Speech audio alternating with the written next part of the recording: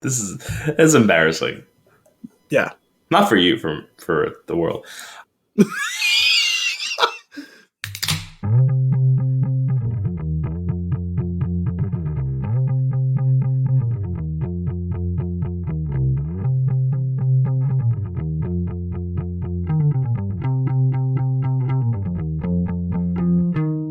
Hello, and welcome to episode 181 of Flix into 6, a weekly simulation of a podcast about movies and beer. I'm one of your hosts, Anthony Costanzo, with me forever and always, the man, the myth, the one, Alessandro Belsi. Say hello, Al. Would you like a simulate? You know what? Spoilers for the rest of this show. That's the best part of this movie, is the name of that coffee shop. I saw it and I was like, you know what? Touche. I would like a simulate. Is that like a decaf latte? Oh, no. No, it's like instant coffee, right? Oh. Like it simulates a latte. Oh. I use instant coffee to make coffee ice cream. I mean, that makes sense. It's probably right. Did you just say also soy milk? Well, I'm just trying like imitation milk, imitation coffee. Okay, got it. Like, you know what I mean? Like, so we're talking a latte made with instant coffee and soy milk. Yes. And sweet and low. Yes, that's probably the best. That's probably the best choice. I think I think that's a war crime. On this week's episode, we've got the Secret Invasion casting, Red Notice sequels, and other news and nuggets, all before diving into our flick of the week, The Matrix Resurrections. Did I get the title of that movie right? Yes. But first, Al, what's on tap? So we are drinking another Newberg. Since I'm doing my recording now in Dominic's apartment, I grabbed a portion of the beers for the show and stuck them in the fridge here. So I have like a 6-pack of all the 12-ounce beers. So we got 2 Newberg beers on here. So I figured I'd pick this one so we have a few beers to split it up between this and the next one that we do in a couple of weeks from now. So this is the Newberg Brewing Company's Purrfect Wheat. That's with 2 R's. First off, great pick. Yes. For this week's episode. I don't think we always talk about like the choice and how it plays in with the movie. Yeah, I didn't actually do that for this one, but it does end up being perfect considering Cat's symbology in... I'm an expert in namiology. The cat symbolism in The Matrix, so... I'm surprised that symbology didn't come up in the Spider-Man episode. Oh my gosh. Anyway, Purrfect Wheat. It's a frisky and independent catitude. Purrfect Wheat, please keep refrigerated. It's brewed with heart, and you see the logo is a heart, but half of the heart is a beer. Oh, that's so clever. Something we've never seen before. I mean, that's got to be the most unique and definitely first time I've seen that logo. This beer was born here. This born was here. No crooked arrow. Say no crooked arrow pointing into the middle of the Hudson River in this one. That's where their secret keg is? Yeah, floating in. Well, there's that whole thing about the story of the founding of Dogfish Head or the expanding of Dogfish Head that they. I don't remember why the founder decided that he wanted to do some sort of symbological move. I think it was. I think he was gonna like cross the Delaware or something like that. Like he was trying to cross. Oh no, sorry, he was trying to go up from Delaware to New York City or to New Jersey. I forget. Whatever. He was like to do the whole. There was the whole George Washington crossing the Delaware River thing. Like he was gonna cross some body of water over there in a boat with a keg I thought of it was the on beer. A door. It's not Titanic. And the keg went overboard, so there is a lost Dogfish Head keg from like 25 years ago or something like that floating around in ostensibly the Atlantic Ocean or something. That's kind of cool. Yeah. But anyway, continuing on with this beer, it's 4.5% alcohol by volume. It's a German classic. The reason that Anthony mentioned that this was a perfect fit for the episode is there is a cute little Bavarian cat with wheat whiskers. Bavarian cat. Well, he's wearing lederhosen. He is. And a little Bavarian boy hat with a feather in his cap. Now, you notice in the middle of the lederhosen, Is a heart. Is a heart with which this cat is brewed with. Also on the top of his little Bavarian hat. It's the cutout. That's where the red piece that's on his lederhosen comes from. It's like a little relief thing because like Yeah. it's kind of I guess it's yellow, not white, but whatever. It was cut out. Well, yeah, the background's yellow, so that makes sense. No, I'm just thinking like it was cut out. Oh yeah, I guess that makes sense. Yeah. It's a Hefeweizen! Exclamation point. This is the Purrfect wheat beer, inspired by centuries of German brewing tradition, but brewed with New York State grown wheat and hops. Light, refreshing, and timeless. Prost. A couple things about this can. First off, this is the best can art we've seen in a long time. Yeah, it's pretty damn good. Second, my favorite thing is the mouse laying on his back in the cap, playing with a bit of the wheat. Yeah, he's doing like the he loves me, he loves me not, he loves me, he loves me not thing. He's plucking the little things off of the stalk of wheat, which is great, and they're all like he's done it multiple times all around him. So. I found myself staring at the cat icon, the cat like illustration, and thinking and seeing all those little, the square border that's around it, the little squares, the checkered border. Yes. I thought this was like doing some sort of crazy thing with my eyes. It felt like a really weird optical illusion that everything was askew. Not that it's not a rectangle, but it's a trapezoid. And then I realized that the label is just on crooked. Yeah. Well, for me at the top of the can, I can see that the label is crooked just all around. No, it is slightly, but it also does look like it's not perfectly like that area of the label is not a perfectly squared off. It looks like it's kind of. It's got like a little bit of a dip out at the top left. Yeah, I think the way it looks like kind of like the way like a old school like homemade like type of like stamp or labeling would be, where like it's not perfectly squared off. Like a it looks hook like rug. Intentional. Yeah, it looks like a shoddy hook rug. Yeah, but I mean, it feels like intentional. I don't know. I think we should try this beer. I'm on board. Oh, the German flag. A lot of it. The colors are the German flag colors. Yeah, if you look under the government warning. Yep, I see now the labeling. Nice. Well done. Border. Cheers. Cheers. That's pretty good as wheat beers go. Yeah, that is a classic example of a Hefeweizen. I'm a fan of the style generally. I'm not personally, but I don't mind it. I don't actively dislike it. It's just usually not something I go for. I like them. I tend to like them a lot. I would say though, I think I probably do prefer like the German one to like the Belgian one, even though like Hoegaarden is good and all, but I don't know. I think You're a Hoegaarden. I don't know how to respond to that. Excellent.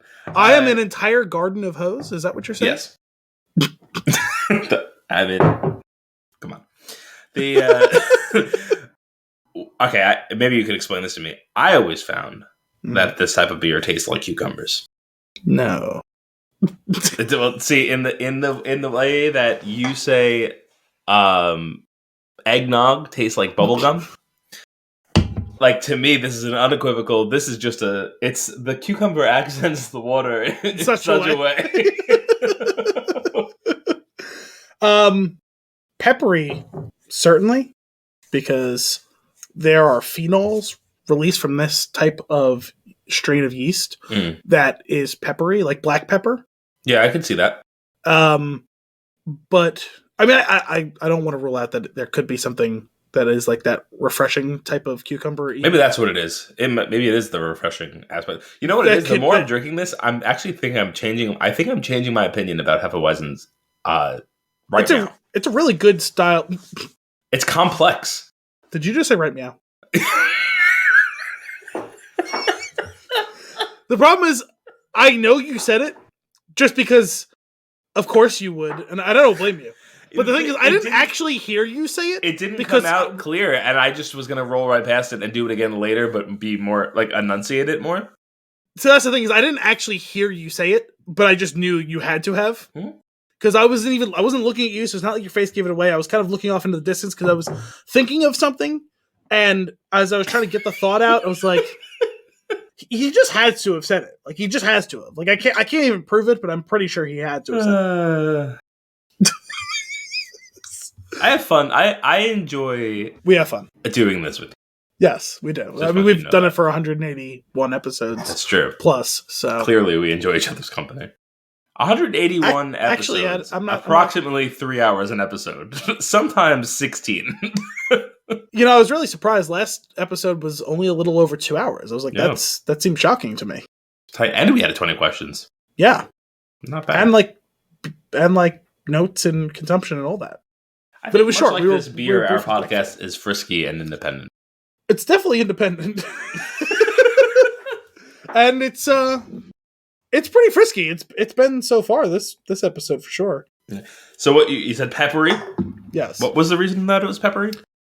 So that particular strain of yeast as a byproduct to the fermentation process releases a chemical. It's from a family of chemical called phenols. Mm-hmm. It's PHENOLS.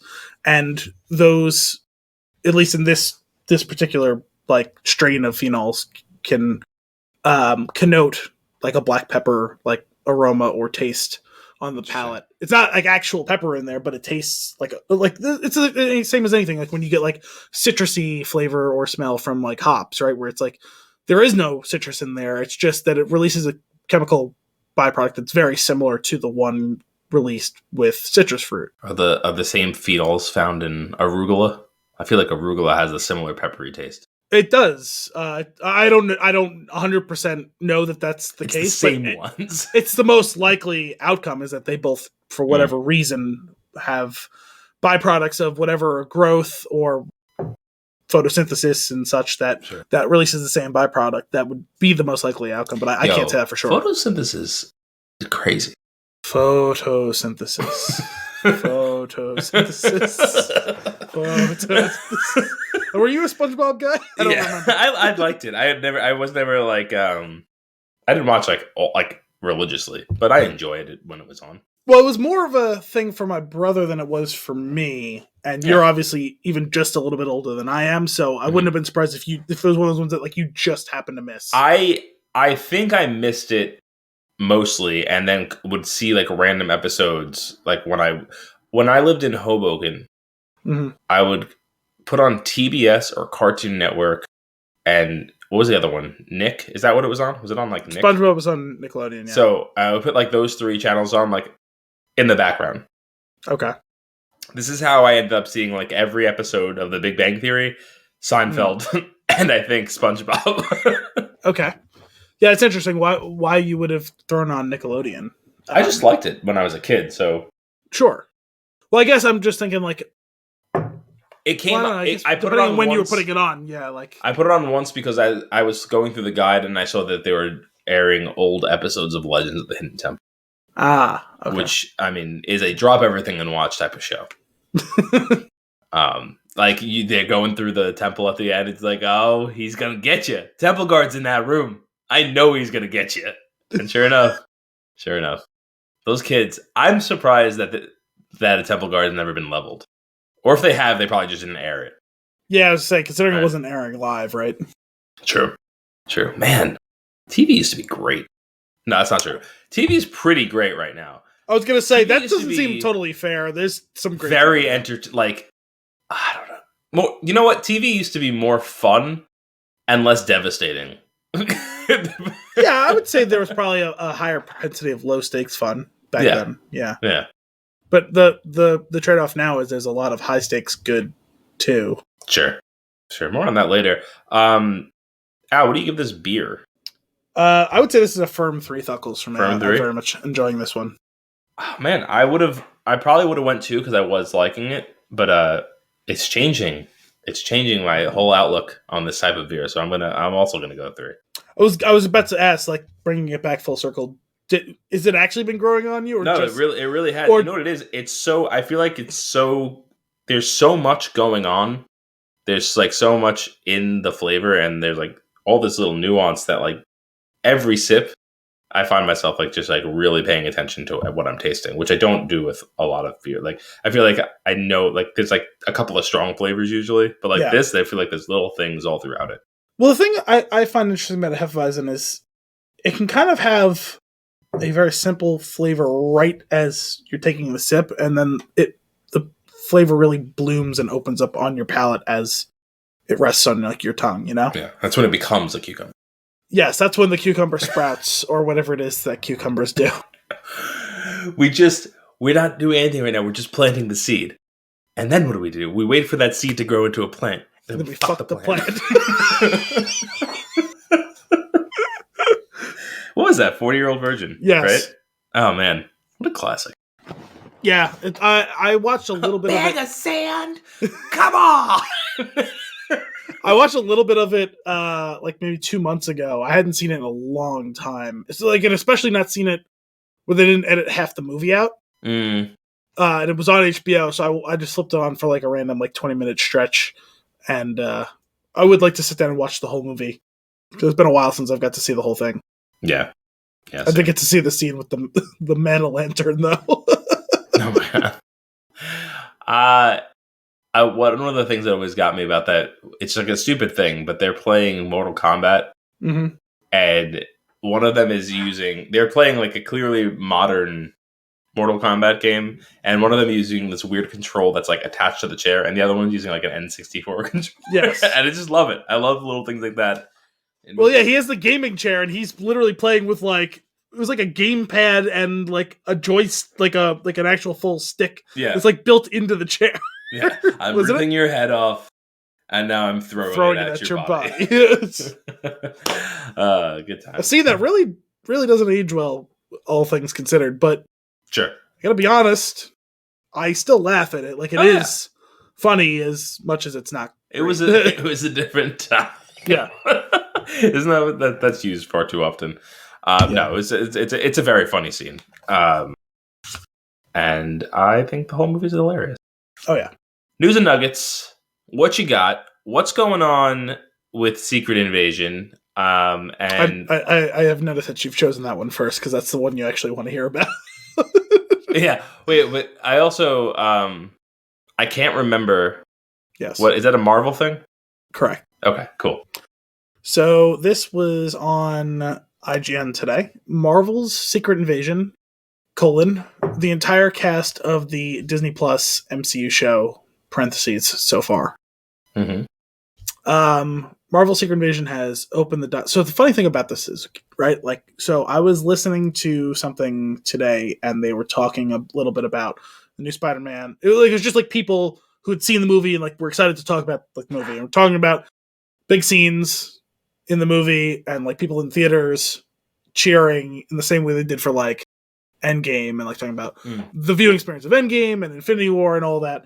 And I was thinking about it as they were talking through all of that, and I was like, they made a reference to Samuel Jackson still being off planet in the beginning of Spider-Man No Way Home, and are they going to do anything about all that?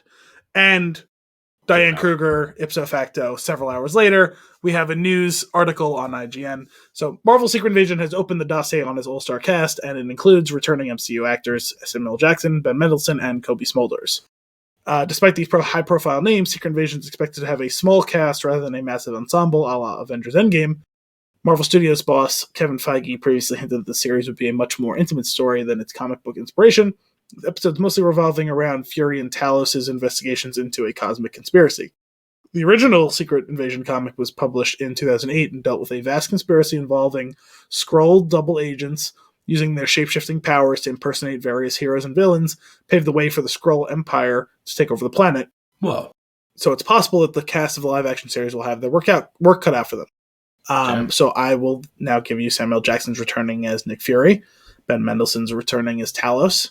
Kingsley Ben-Adir is reportedly joined the cast of Secret Invasion. Sources have suggested that he will be playing one of the lead villains on the show, come off the back of his role as Malcolm X in Regina King's critically acclaimed directorial debut One Night in Miami, which earned 3 nominations at last year's Oscars.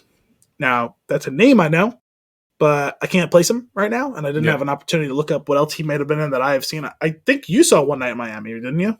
No.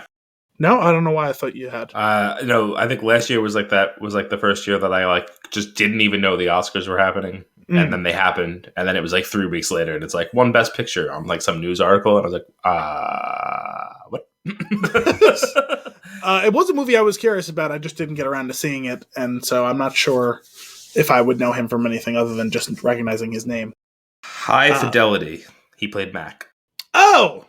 So I do know him, because, that was in the show version of it, right? With, what's her name? Zoe Kravitz. That's the one. Right? Yep. No, that's her. Anyway, yes. Okay, so I do know who he was then. Yes. Interesting. He was good in that. Yeah. Not a huge role, but he was good. Good show. Yeah. Great single episode. That's right. Yes. I forgot you ended up getting around to seeing it, so yes. Olivia Colman. Mm-hmm. Oscar winner Olivia Colman is also said to be joining Jackson in the Nick Fury-focused Disney Plus series. British star is known for her portrayal of Queen Elizabeth II in The Crown, as well as winning an Academy Award in 2018 for Best Actress in The Favourite. However, the identity of the character she'll be playing in Secret Invasion is being kept under wraps for now. I always think of her from Hot Fuzz. That is truly coming from humble beginnings. Oh my goodness. When I saw she was nominated for The Favourite, I was like, wait, what? Amelia Clarke. Yep. Last year, Game of Thrones veteran Amelia Clarke was reported to be in final negotiations to join the cast of Secret Invasion. She later confirmed in an interview that she'd be starring in the upcoming Disney Plus series, marking her first appearance in the MCU, though it's unknown at this time who she'll be playing. Cool. Killian Scott. He is in yet another role shrouded in mystery. The Irish actor is no stranger to the small screen, having starred in the likes of Ripper Street, portraying Assistant Commissioner Augustus Dove, and Damnation, replacing Aidan Young, who left due to creative differences. None of that means anything. Good old creative differences. Christopher McDonald. Creative differences means somebody was an asshole, right? Like usually I feel like that's what that means. Sometimes. I mean, probably a lot of the times, but I don't think it's always. It's probably like 50% of the time somebody was an asshole, and the other 50% it's both parties were assholes.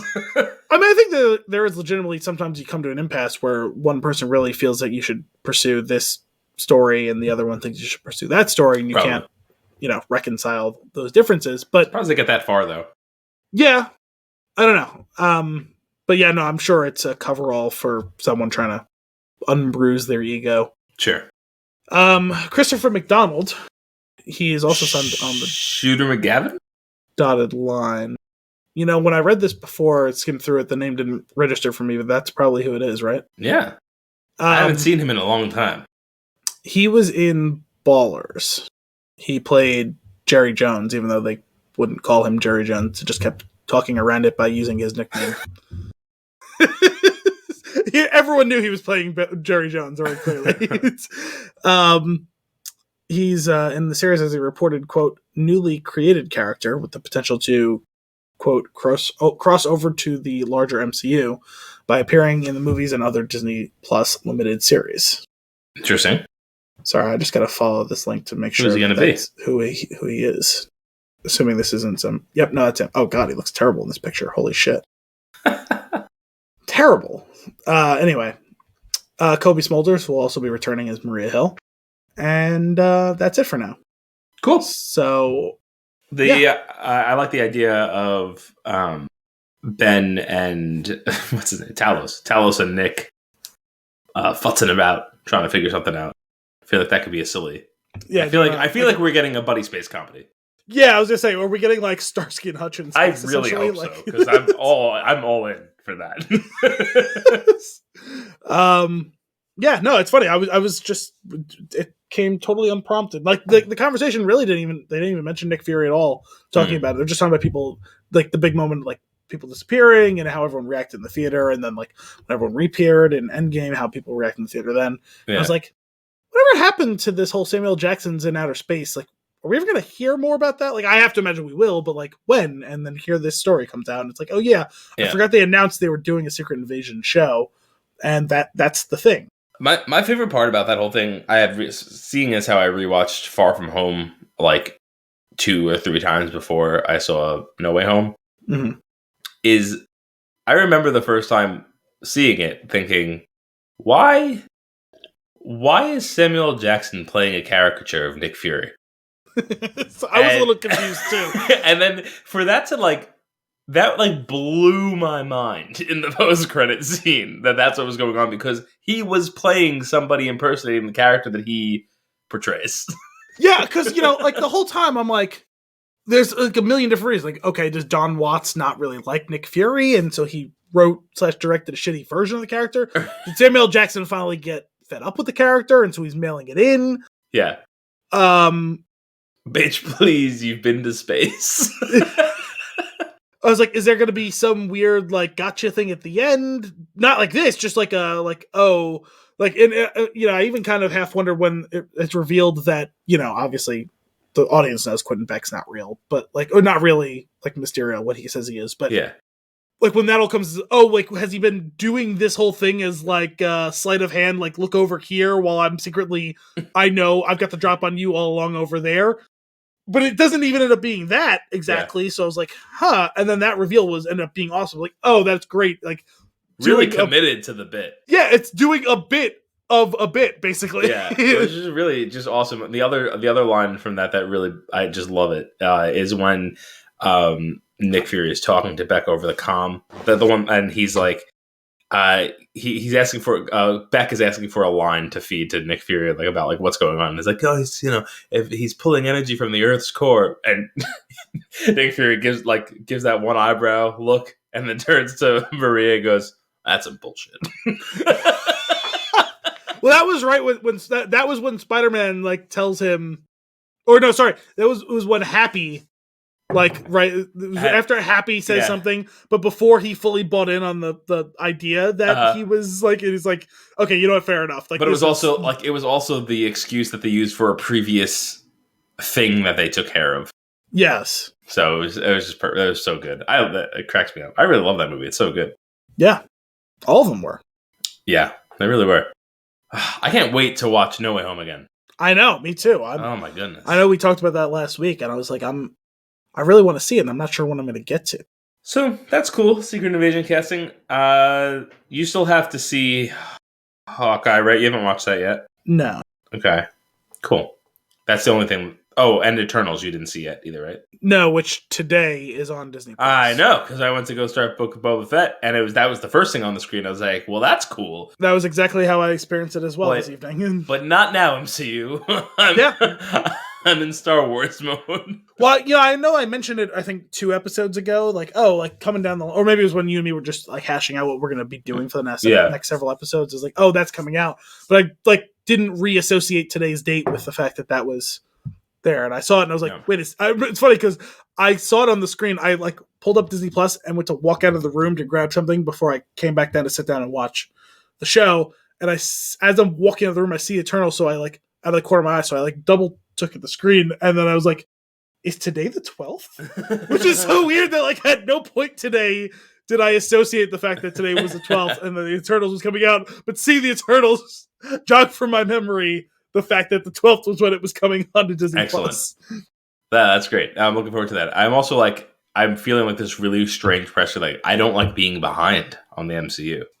Especially by like a few months, yeah. And I've never once watched one of the movies out of order, but this is the first time. Yeah, I guess so. So, anyway, at least I get to see it. Probably watch it this week. The first time, at least since maybe the Iron Mans. For me. Oh, okay. Gotcha. It's the only... No, it's not true. Shang-Chi was the other one. Those are the only 2 that I will have not seen in theaters. Yeah. This is upsetting. But, the world. Red Notice is getting sequels? Yeah, so this is a teaser to part of what we're consuming. Because I watched Red Notice this weekend, but we could talk about that later. Okay, in my mind, we did an episode on it. No. That's crazy. No, that firmly came out during the hiatus, so. Oh, wow.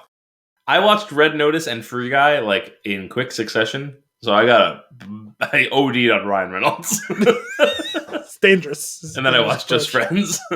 Oh my god. I still haven't gotten around to seeing Free Guy. I have heard good things. So yeah, we could definitely put that on the list. But yeah, so anyway, I have a story that I saw today that had fuck off. I hope I didn't lose one of my whatever. We'll figure it out later. Red Notice will get 2 sequels. Ryan Reynolds, Gal Gadot, and Dwayne Johnson are set to return. Yes. Gal Gadot. Both sequels will be filmed back to back. It's according to Deadline, the heist movie starring Dwayne Johnson, Ryan Reynolds, and Gal Gadot will be getting 2 follow-ups. Both movies shooting back to back next year. Additionally, Like the Lord of the Deadline- Rings? Yes. Additionally, Deadline says that writer-director Rawson Marshall Thurber will return too and is currently penning the God, the scripts. disdain in your voice. That's a terrible name. Get a better name. Rawson? He's That's he's a son who is uncooked, okay? There's a great episode of Friends where Ross tries to punch Joey, and Joey ducks, and Ross hits a metal pole Ooh. and breaks his thumb. So first, Joey's question was, "How do you punch?" But they go to the emergency room, and Joey's filling out Ross's paperwork, and he goes, "All right, name." And Ross just looks at him. He's like, well, "I know Ross, but what's it short for? Rossel." It could be short for Rawson or whatever this guy's name was. Yeah, except it's Rawson. Oh, that's why you meant undercooked. Yes. Child. Good grief. Because I feel like you're allowed to have if you're gonna have 3 names, I feel like you're allowed to have 1 bad name, and he has 2. He has 2/3 of bad name. Rawson Marshall Thurber.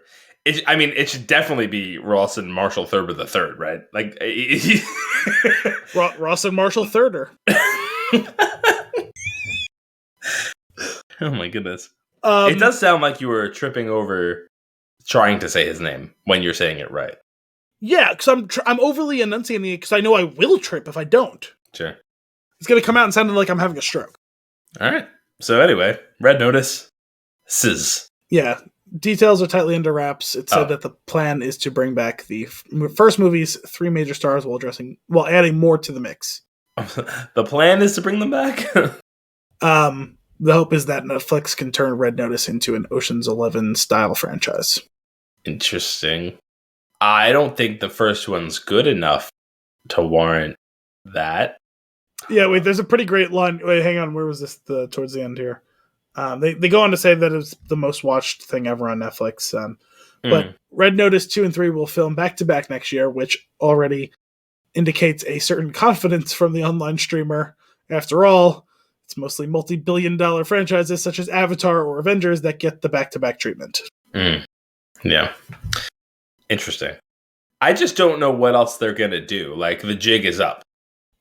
Well, they'll probably have to invent some other sort of vaguely historical-ish. Well, the dad's got to come into play, right?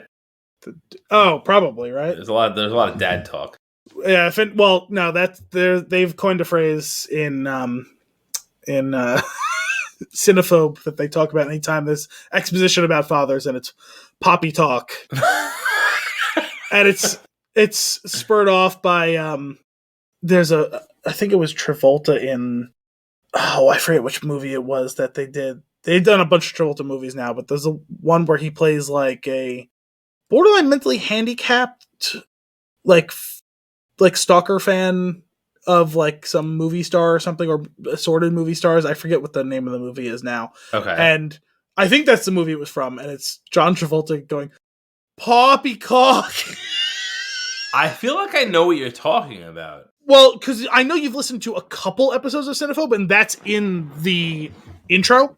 They clipped that into the intro, so you may have heard it there and not known the context for it. Huh. So anytime there's, like, if they were doing Red Notice, like, they would have had... Actually, they did do Red Notice. I forgot. They did it a few weeks ago. They were definitely going on about Poppy Talk when they were talking about that. I'm trying to see if I can figure out what it's from. Oh my god, first result, John Travolta says poppycock, but it's lo-fi hip-hop. I'm going to save that for later. The Fanatic? Yes, that's the one. All right. Jesus. Oh my goodness. Okay. I mean, I'm going to watch them just because it was like a fun veg out and watch movie, because I really like The Rock and Ryan Reynolds. Well, do you have any news or nuggets? No. Okay, so let's just go into what we're consuming then, because I watched Red Notice this weekend, and we can talk about it here. We don't have to do an episode on it. We could just talk about it for 5 minutes here if you want. Yeah, we'll do a trilogy episode. Yeah, no, so I thought it was fun. Yeah. It's really dumb, but absolutely. like more coherent plot somehow than most Netflix movies. Sure. Not to say good, but just vaguely coherent. I just wish that they would put an Easter egg in every Netflix movie where somewhere in the background Sandra Bullock has a blindfold on and is just reaching around. Like really like in the distance. Like in that one it'd be like on the mountain. This one had 3 eggs, just none of them that. What? So this one had 3 eggs, just none of them that.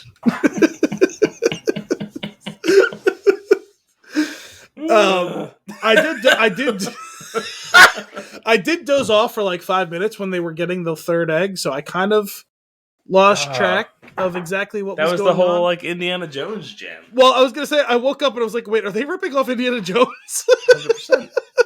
Because they're inside of like a room where top men would clearly be investigating things.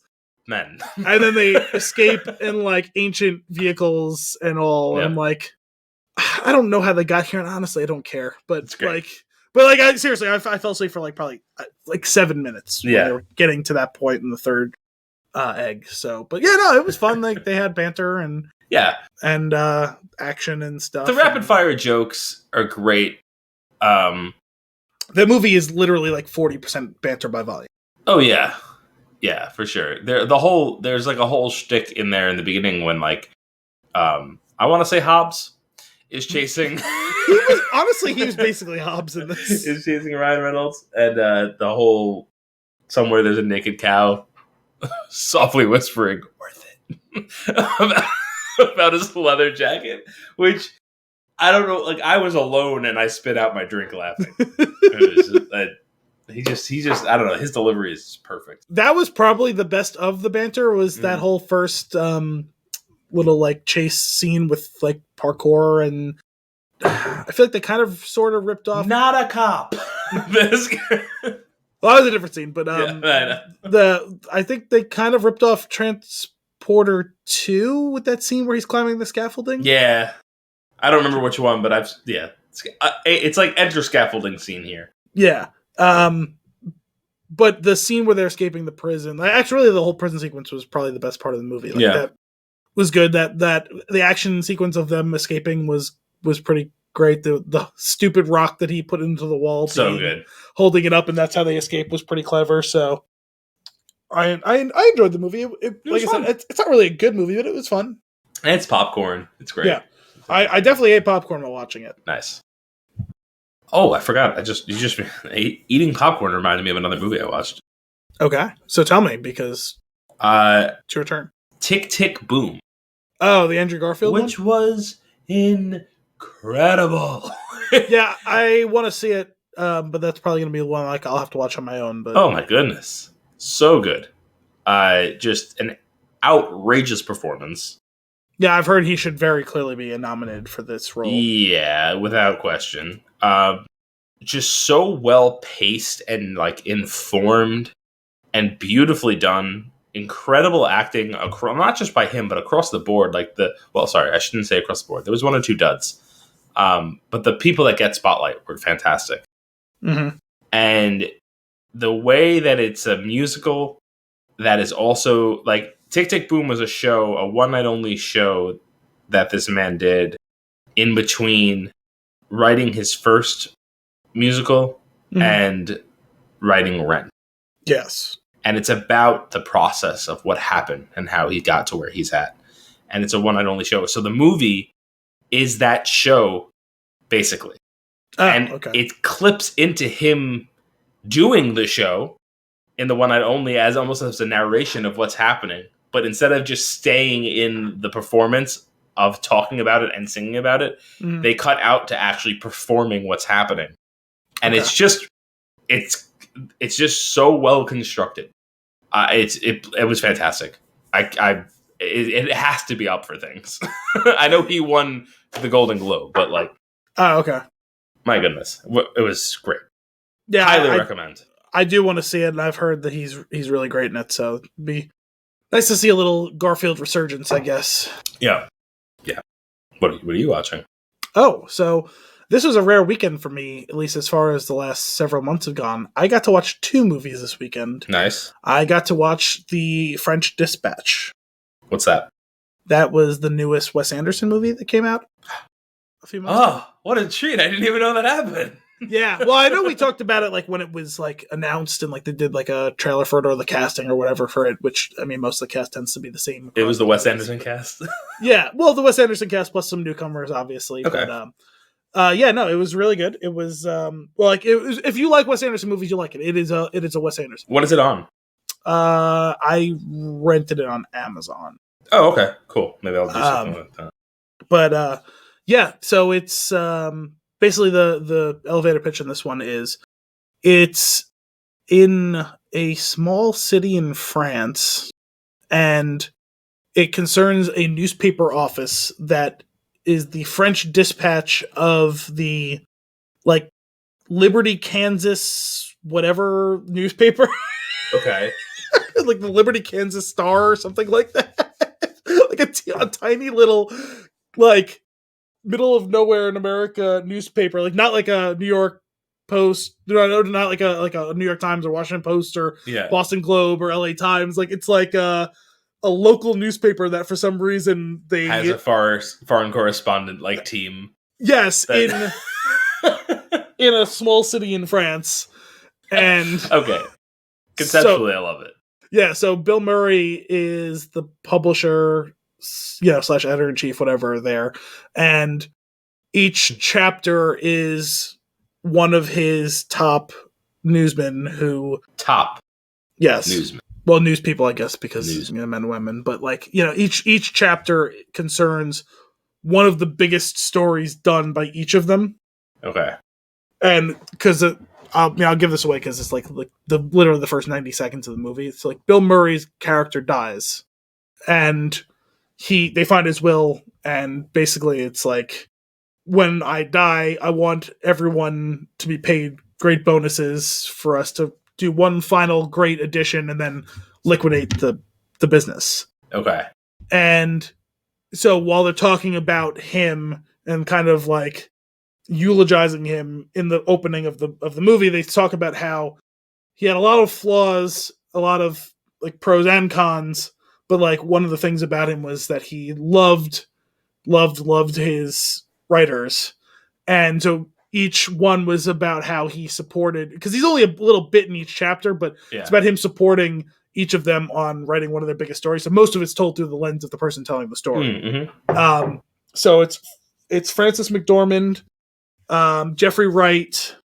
I forget who was the one who did. Who was the one who did the story? There's a story. Benicio del Toro, Adrian Brody, Tilda Swinton. Well, Tilda Swinton was the one. Okay. Tilda Swinton was the one who was telling the story about Benicio del Toro and Adrian Brody. Okay. Owen Wilson and The Boy's in it. The Boy's been in everything. Yes, that's come out this year. Yeah, so The Boy is in the Frances McDormand one. She's writing a story about these students who are having a revolution in the city, and so Timothée Chalamet is writing a manifesto that's like leading the charge for this movement, this revolution, and so she's reporting on that. Jeffrey Wright was pitched to write a story, a culinary story, and it turns into him reporting on the kidnapping of the police commissioner's son. Because he was going to profile the police department's chef, and that all gets looped into the police commissioner's son getting kidnapped, and like them fighting the kidnappers and the standoff that's like ensues around all of that. I'm in.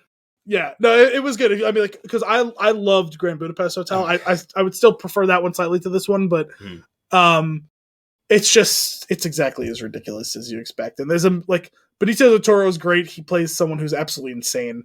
Literally, he's in an insane asylum. Awesome. Adrian Brody plays an art dealer who is trying to exploit the crazy genius of Benicio del Toro's character. And everyone who you've seen in any of his movies is in this. Plus, like I said, there's new people in it as well. Some of them are there for 2 seconds. Like Tony Revolori, who's Flash in the Spider-Man movies, and he was Zero, I think it was in. Yeah. He's in it for like 1 second. He plays like the young Benicio del Toro character. God, did you see Moonrise Kingdom? I forget if we. No, I haven't seen most of the Wes Anderson ones. It's on my list to get around to. Okay. I've never seen Moonrise Kingdom or Rushmore or I did see Isle of Dogs, which came out a couple years ago. That was between this one and Grand Budapest. That one I liked. Okay. Probably third of these three though. There's a bunch of other ones though. Yeah, I've got here Grand Budapest, French Dispatch, Moonrise Kingdom, Royal Tenenbaums, Fantastic Mr. Fox, Isle of Dogs, The Darjeeling Limited. Yeah. Life Aquatic, Rushmore. Life Aquatic, yeah. Rushmore I actually really want to see. I saw a little clip of it recently. Rocket. I would go and watch all of these because I watched so far. I've only watched a couple. I watched Grand Budapest, obviously, and I watched Moonrise Kingdom, and I loved them both. Mm-hmm. So there's just something about the style and the cleverness of the writing, and like it's silly and smart. Yes, and I feel like that just scratches a certain itch. Yeah, it's very entertaining. No, I definitely enjoyed my time with this. I would say what set this one as like slightly different. You think I did it? What set this one a little apart from that one in delivery is I felt like the chapters were really, because like that one followed a story like from start to finish. This one is basically each like a moment in time around one of these characters. Mm-hmm. So it feels like they like. Everything else kind of gets excluded. You kind of forget about everything else while you're focused on that one thing. So it ends up being a little bit odd in how singular each segment of the movie is. Yeah. That's interesting. Which just made for an interesting viewing experience, but I enjoyed it. Cool. I watched, which I believe we'll be doing next week, Don't Look Up. Mm-hmm. Spoiler alert, I enjoyed it. Okay. I don't want to give you anything. I won't say any more about that simply because we're going to do an entire episode on it. But I've heard bits about it just because McKay is working with Metal Arc Media now, and so like they've talked about it on some of their properties. Yeah, it's a treat. Definitely a lot of fun stuff to be. Definitely a dark comedy for sure. Well, if we're going back and forth, what's your next thing? Would you like the weekly shutdown full cast? Update. Sure. So I didn't get to listen to this week's podcast yet because I think they were recording it like a couple hours ago. So I didn't really get to listen to it yet. But on Monday night, the college football national championship was on, and being that they're the only college football podcast, they were covering it in their own way. So between the four of them, one of them was at the game covering it. Two of them were together watching it, and we're going to be doing stuff online with it. One of them is on paternity leave. Okay. So Ryan Nanny, who's on paternity leave, there was some conversation several weeks ago about Boston Market, and I don't remember exactly now the details of what the conversation was, but I'm going to read you a tweet that is informed by that conversation. And it's from Holly Anderson, who was with Spencer Hall, I believe. They were together watching the game. And this is from 8:24 p.m., which is like right up after the game was starting. Mm-hmm. And she says, well, he's off for paternity leave. But for those of you wondering when Ryan Nanny would strike Spencer Hall with a surprise Boston Market delivery, it was about 3 minutes before kickoff. He went and ordered Boston Market and had it delivered to his house without telling him. So that's great.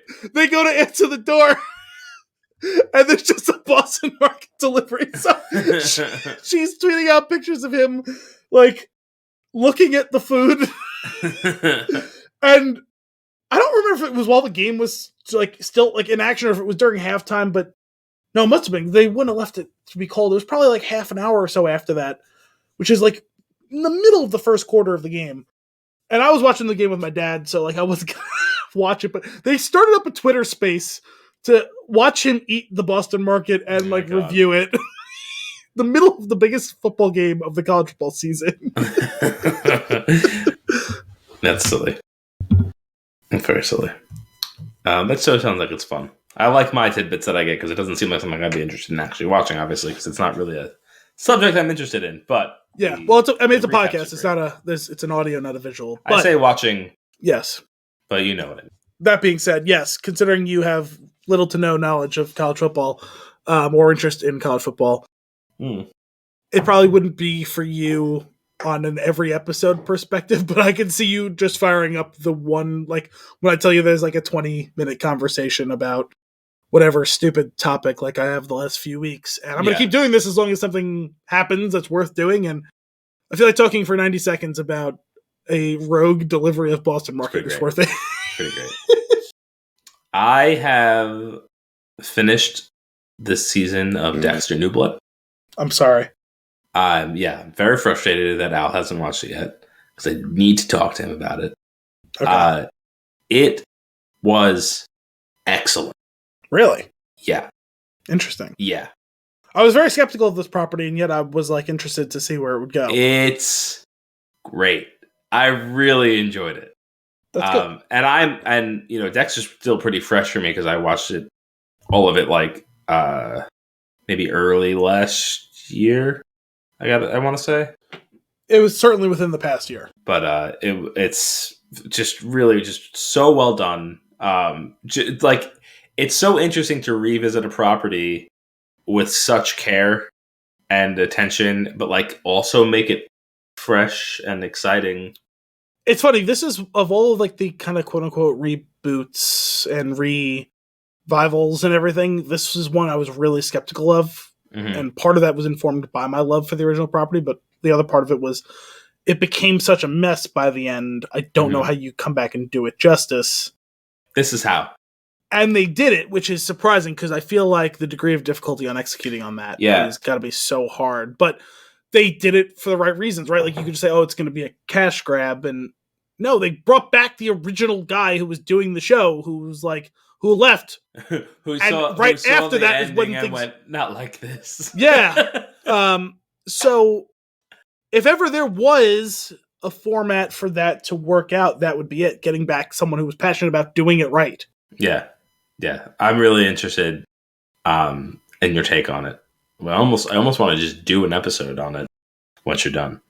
We'll just spend a lengthy period of an episode on it without other news and nuggets. I mean, we have a podcast network ostensibly, so we could do whatever we wanted. Let's just do a bonus, and drop it in. Yeah. But that ties in nicely to another Showtime property that I also finished, which was Homeland. Mm-hmm. So not only I finished Dexter before you, I also finished Homeland before you, which are two shows that I advocated that you watch. And I gotta say, Homeland definitely has its ups and downs. You'll really impress me if you finish Billions before me. Homeland has its ups and downs, but at the end of the day, I like when it closed up, credits rolled on the final episode. I turned to Kim and I was like, "That's how you end the series." Like that's good to know. And she was like, "Yeah." Like that's just like there's so many flubs. I feel like series just kind of fizzle out. But this was like, we have established who this character is over the course of 9 seasons. So wrapping this up is going to make sense because we've really had paid attention to detail on this. And I'm going to push back on you, Dexter. I feel like there was more attention to detail consistently throughout Homeland. Like there's that clear shift in Dexter. Yeah. Where it almost becomes a different show. Yeah, that's true. And that definitely goes back to its roots in this. Well, I'm talking about original ending. Yeah. So, but it was, to watch those back to back, also like Saturday night, I think or Friday night, we finished Homeland and we were like, damn, great wrap up to a series. And then we watched the season finale on Sunday of Dexter. We're like, damn, good weekend. All hits. And the same weekend that we watched Don't Look Up. It's a good watching weekend. It was good. And Tick Tick Boom. Geez, yeah, no, Yeah. you packed in a lot. You got a Yeah, we lot did. of bang for your buck there. Yeah, absolutely. What else are you watching? Considering. So I think my last. Well, sorry, I got one last actual one and then a couple little nuggets. But I finished reading / listening to 1984, Oh, cool. and my briefest, not even a tweet length review, is a gripping and necessary read, if a bit repetitive and self insistent at times. There was a couple times where I kind of felt like I was like on the other side of the conversation in Family Guy about the Godfather. It insists upon itself. It insists upon itself. It's like, well, it's got an important message. It's like, yeah, no, fair enough. Because to me, okay, each time you bring a new facet of how this pernicious and terrifying and all-encompassing government intrudes upon your rights, like each new facet of that you unveil, it's all part of the same thesis, but it's a new argument.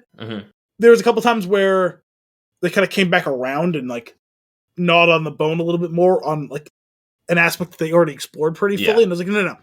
Show me another new thing that they found a way to invade and control your life. Yeah. Not like, let's not go back. You already spent like a chapter on that. Like, we don't need to go back to that topic again. Give me the next topic.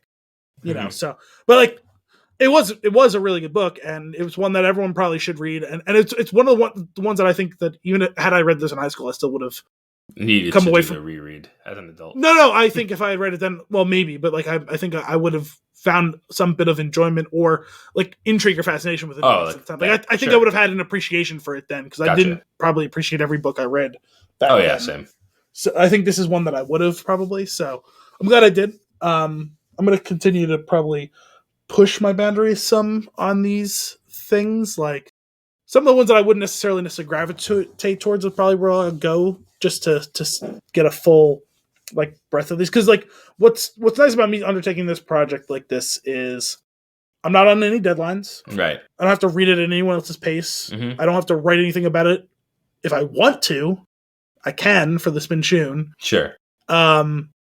And I can pursue learning about it in the way that I want to at the pace that I want to. So it's empowering to me to be able to do it on my terms, as opposed to go read this, write me a report by next week. It's like, well, yeah, I don't want to. And also I have like 6 other classes that I'm taking. You know what I mean? Like that's the failing, I think, that you, and I don't know what the better way is. Cause like just saying, hey, learn about what you want to learn about. Like it sounds great in theory. It really does. Not a realistic outcome. Right. No. So, I don't know what the solution is. I'm not here to fix teaching, because I definitely am not equipped to. I'm not smart enough to. But I will say that for me, I got more out of this reading this on my terms. Speaking of fixing teaching, the grading system that like a lot of New York schools rely on, including the one my sister works for, has been down since Saturday. And she was like, Carl, my sister was asking me questions like, can you like find out any information as to why? Because like they're like not getting any notice or information or any idea of when it'll be back. So I like looked into it for like maybe 20 minutes, and it was like so clear to me like something really bad has happened. like either ransomware or like just a data disaster or something. Either that or just some sort of foul play. But it's like really down and has been down without recovery for a while, and that's concerning. Like not. So it's not good. like a denial of service like attack, like is it? Or it doesn't seem like it, because you can get to you can get to the pages. But yeah, well, no, you can't. You get to a page that it's like that's basically telling you like we took it down, like because we have to fix something. There's a breach, is my guess. Okay, and I think with something that probably has like PII for minors. Yeah. I would assume like the federal government's involved, and which is probably why you haven't heard anything, because there's probably like a stop on stories about it. Yeah, they probably got to figure out what was accessed before they can talk about it. Which is like really interesting that like not like like earlier today I was reading an article about some fresh malware that's like really just brutal and capable in a lot of systems, and I was like, Interesting read. I'm gonna go on with my day. And then she texted me this afternoon. I was like, I wonder if it's that thing I happened to read about earlier. It's a disturbing Diane Kruger. Right, exactly. Diane Kruger malware. She is malware for the brain. She's She gets malware in for there. our brains. Yeah, she gets in there. Just takes over communications.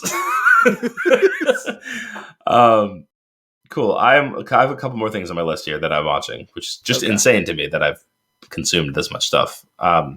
Grace and Frankie, I have caught up, and all of the episodes that are available, I've finished. There's like the final episodes of the season are coming out sometime this year of the series. It's a entertaining show. Yeah, we talked about it a few weeks ago. It's just doing it's doing a couple of the same things on repeat. That's like just maybe wrap it up last season. That's kind of annoying. But there's still some laughs to be had. But it's like it's more just like tired at this point. Yeah. Toast of London. Wait, did you start watching it before? I watched half an episode just while I was doing something. Okay. And I was like, I need to stop this and start over again. It's just all Laszlo all the time. I had a feeling that would be what it was, and that's why I want to watch it. So I was like, there's something here to be watched. Well, because I think he's doing like a movie or something. It's like Toast of Tinseltown that's like coming out or something like that, and that's what he's an actor. No, like he's winning an award. As far as that's what the first episode is going towards. Okay, no, I'm just saying like Matt Berry is like there's a new thing coming out, like it's like a movie or something called, I think it's Toast of Tinseltown, and it's like reviving the character. I think the run of the show is no longer concurrent anymore. Like I think the most recent season was like a couple of years ago. Gotcha. And they are doing like a movie or something, and I think it's like Toast of Tinseltown. It's him coming across to like LA. And so that's what like finally spurred me to ask you to put it on Plex so I can watch it, so I'll be able to watch this when it comes out. Yeah. Just I think me and John are going to watch the bits that I pieced together from like it just being on where like he went back to some woman's apartment and they were getting frisky and she said something about her boyfriend and he's like, well, hold on. And she's like, it's okay, he's in a coma. And he's like, that coma wouldn't have anything to do with that blood stain on the rug over there, would it? And it's a blood stain that is like the exact shape of a person. And then he makes an excuse that he has to go because he has like a dentist appointment tomorrow, and he's just trying to get out of it. It just seems like I can't imagine what the rest of the show is because that's how it opened. So I was like, I have to give this a little bit more attention. That was a really famous subplot of a season of Scrubs where JD falls in love with the tasty coma wife. Oh yeah. I feel like I think I saw that. Was that earlier on or like within the first quarter of the series? Yeah, that's in like probably the third season or something. I think I was on like season 4 or 5. Yeah. Cool. But I have to go back to that. Actually, I'm glad you brought that up because that's something we basically finished a bunch of shows. So yes, I know you fell off. I know you were enjoying it, but I know you fell off watching it. Mm-hmm. But what's her name from Just Friends was the tasty coma wife. She would come once a week to visit her husband who was in a coma. Amy Smart? Yes. Yeah. All of the guys were totally in love with her, but she was. And then she starts flirting with JD, and it's like, I can't do this, and it becomes a whole moral quandary, and then like the husband dies, and then they start dating. That show is so silly. Yeah, I gotta get back to that. The other thing that I'm watching, which you may have to join me on this adventure, okay, is Batman the Animated Series. The original like animated series? Yeah. From the first season is 63 episodes. Yeah, that's how they used to do those animated shows. I've watched 7 episodes. Okay. And I'm like, these are some of the best Batman stories I've ever watched. Like, it's actually, I mean, I remember enjoying it as a kid.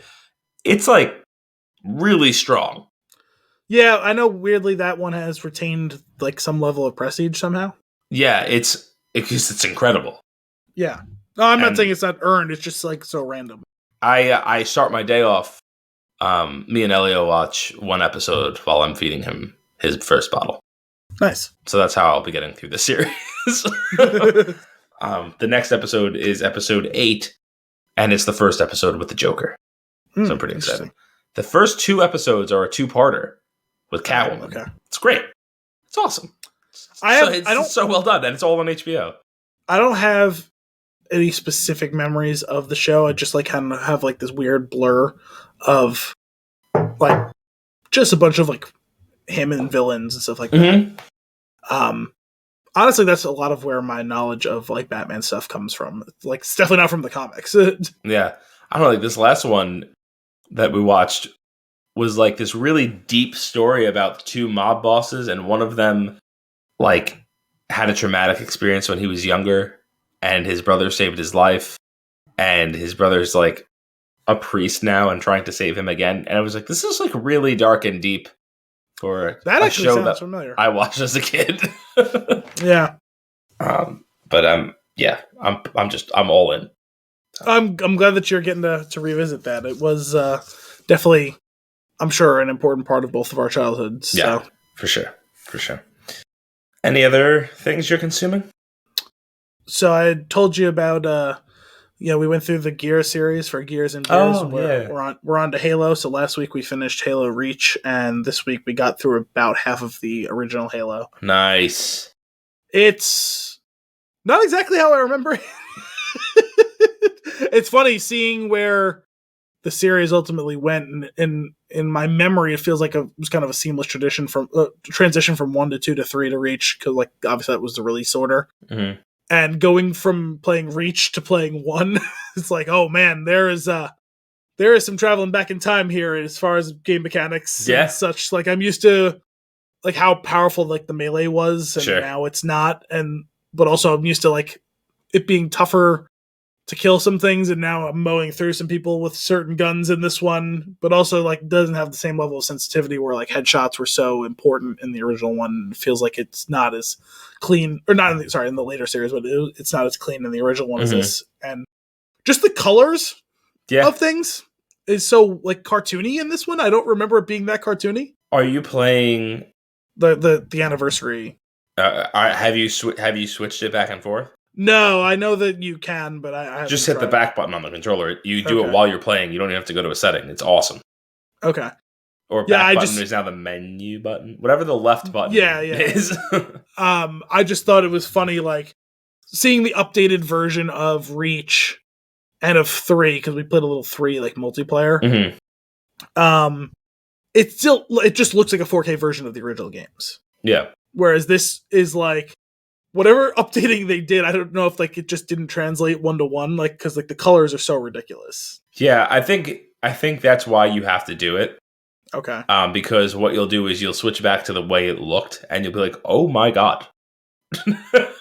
Yeah, everything is just a square. Oh, I'm sure there's some like 1984 Dune style polygons, but what's amazing is that it's not just the visuals; it's the sound design too. So if you're firing like an assault rifle and you switch it mid-fire, to hear the change in sound is actually pretty impressive. Mm. And same thing when you play Halo 2, because they did the anniversary for that collection in there. Switch back and forth a few times while you're playing. It's really awesome. It's funny. I remember some of like the classic like score, but they were really on one with a lot of this music. I love it. I'm not saying it as a criticism necessarily. I'm just saying, like, some of it's a lot. Yeah. Yeah. God, Halo's so fun. The new one's so good. I'm really enjoying it. It's going to take me a while to get to that one, but... Yeah. And you'll probably wait till you have a new console, too. Well, the nice thing is, I've been playing with Brian at his place, and he has Xbox X, so, like, we've been playing Series X, on that. So. Right? Yeah, I said Xbox X, yeah. Well, because it's Xbox One X. But I didn't say 1X, I said X. But it's Series X. Okay. Cool. That's awesome. So, halfway through... So, you haven't gotten to... Well, have you gotten to the Flood yet? I think that might be the next mission. Okay, cool. I just want to remember that being like the craziest thing. Like I'm playing this game, it is what it is, and then you hit this level and it's like, oh no, it's all different now. We just played one that this mission feels like it was 3 times longer than any of the other missions in the game. Okay. And Truth and Reconciliation? No, the one after that. Okay. No, sorry, 2 after that. Because Truth and Reconciliation's on that ship where you rescue keys, right? Yep. And then the next one's the Silent Cartographer, which is where you go and find like the map or whatever. I love the next that one. one. What is the next one after that? I don't remember what it was called, but it was the one where you go like into, because like the Silent Cartographer ends with like the Pelican picking you up and like descending into. Like, is it like Assault on the Control Room or something like that? Like a snowy. Yeah, there's snowy level. That is a big one because I remember like you have to like towards the end of it, you have to like go all these different places to shut things down, right? And you have to like fly to different platforms.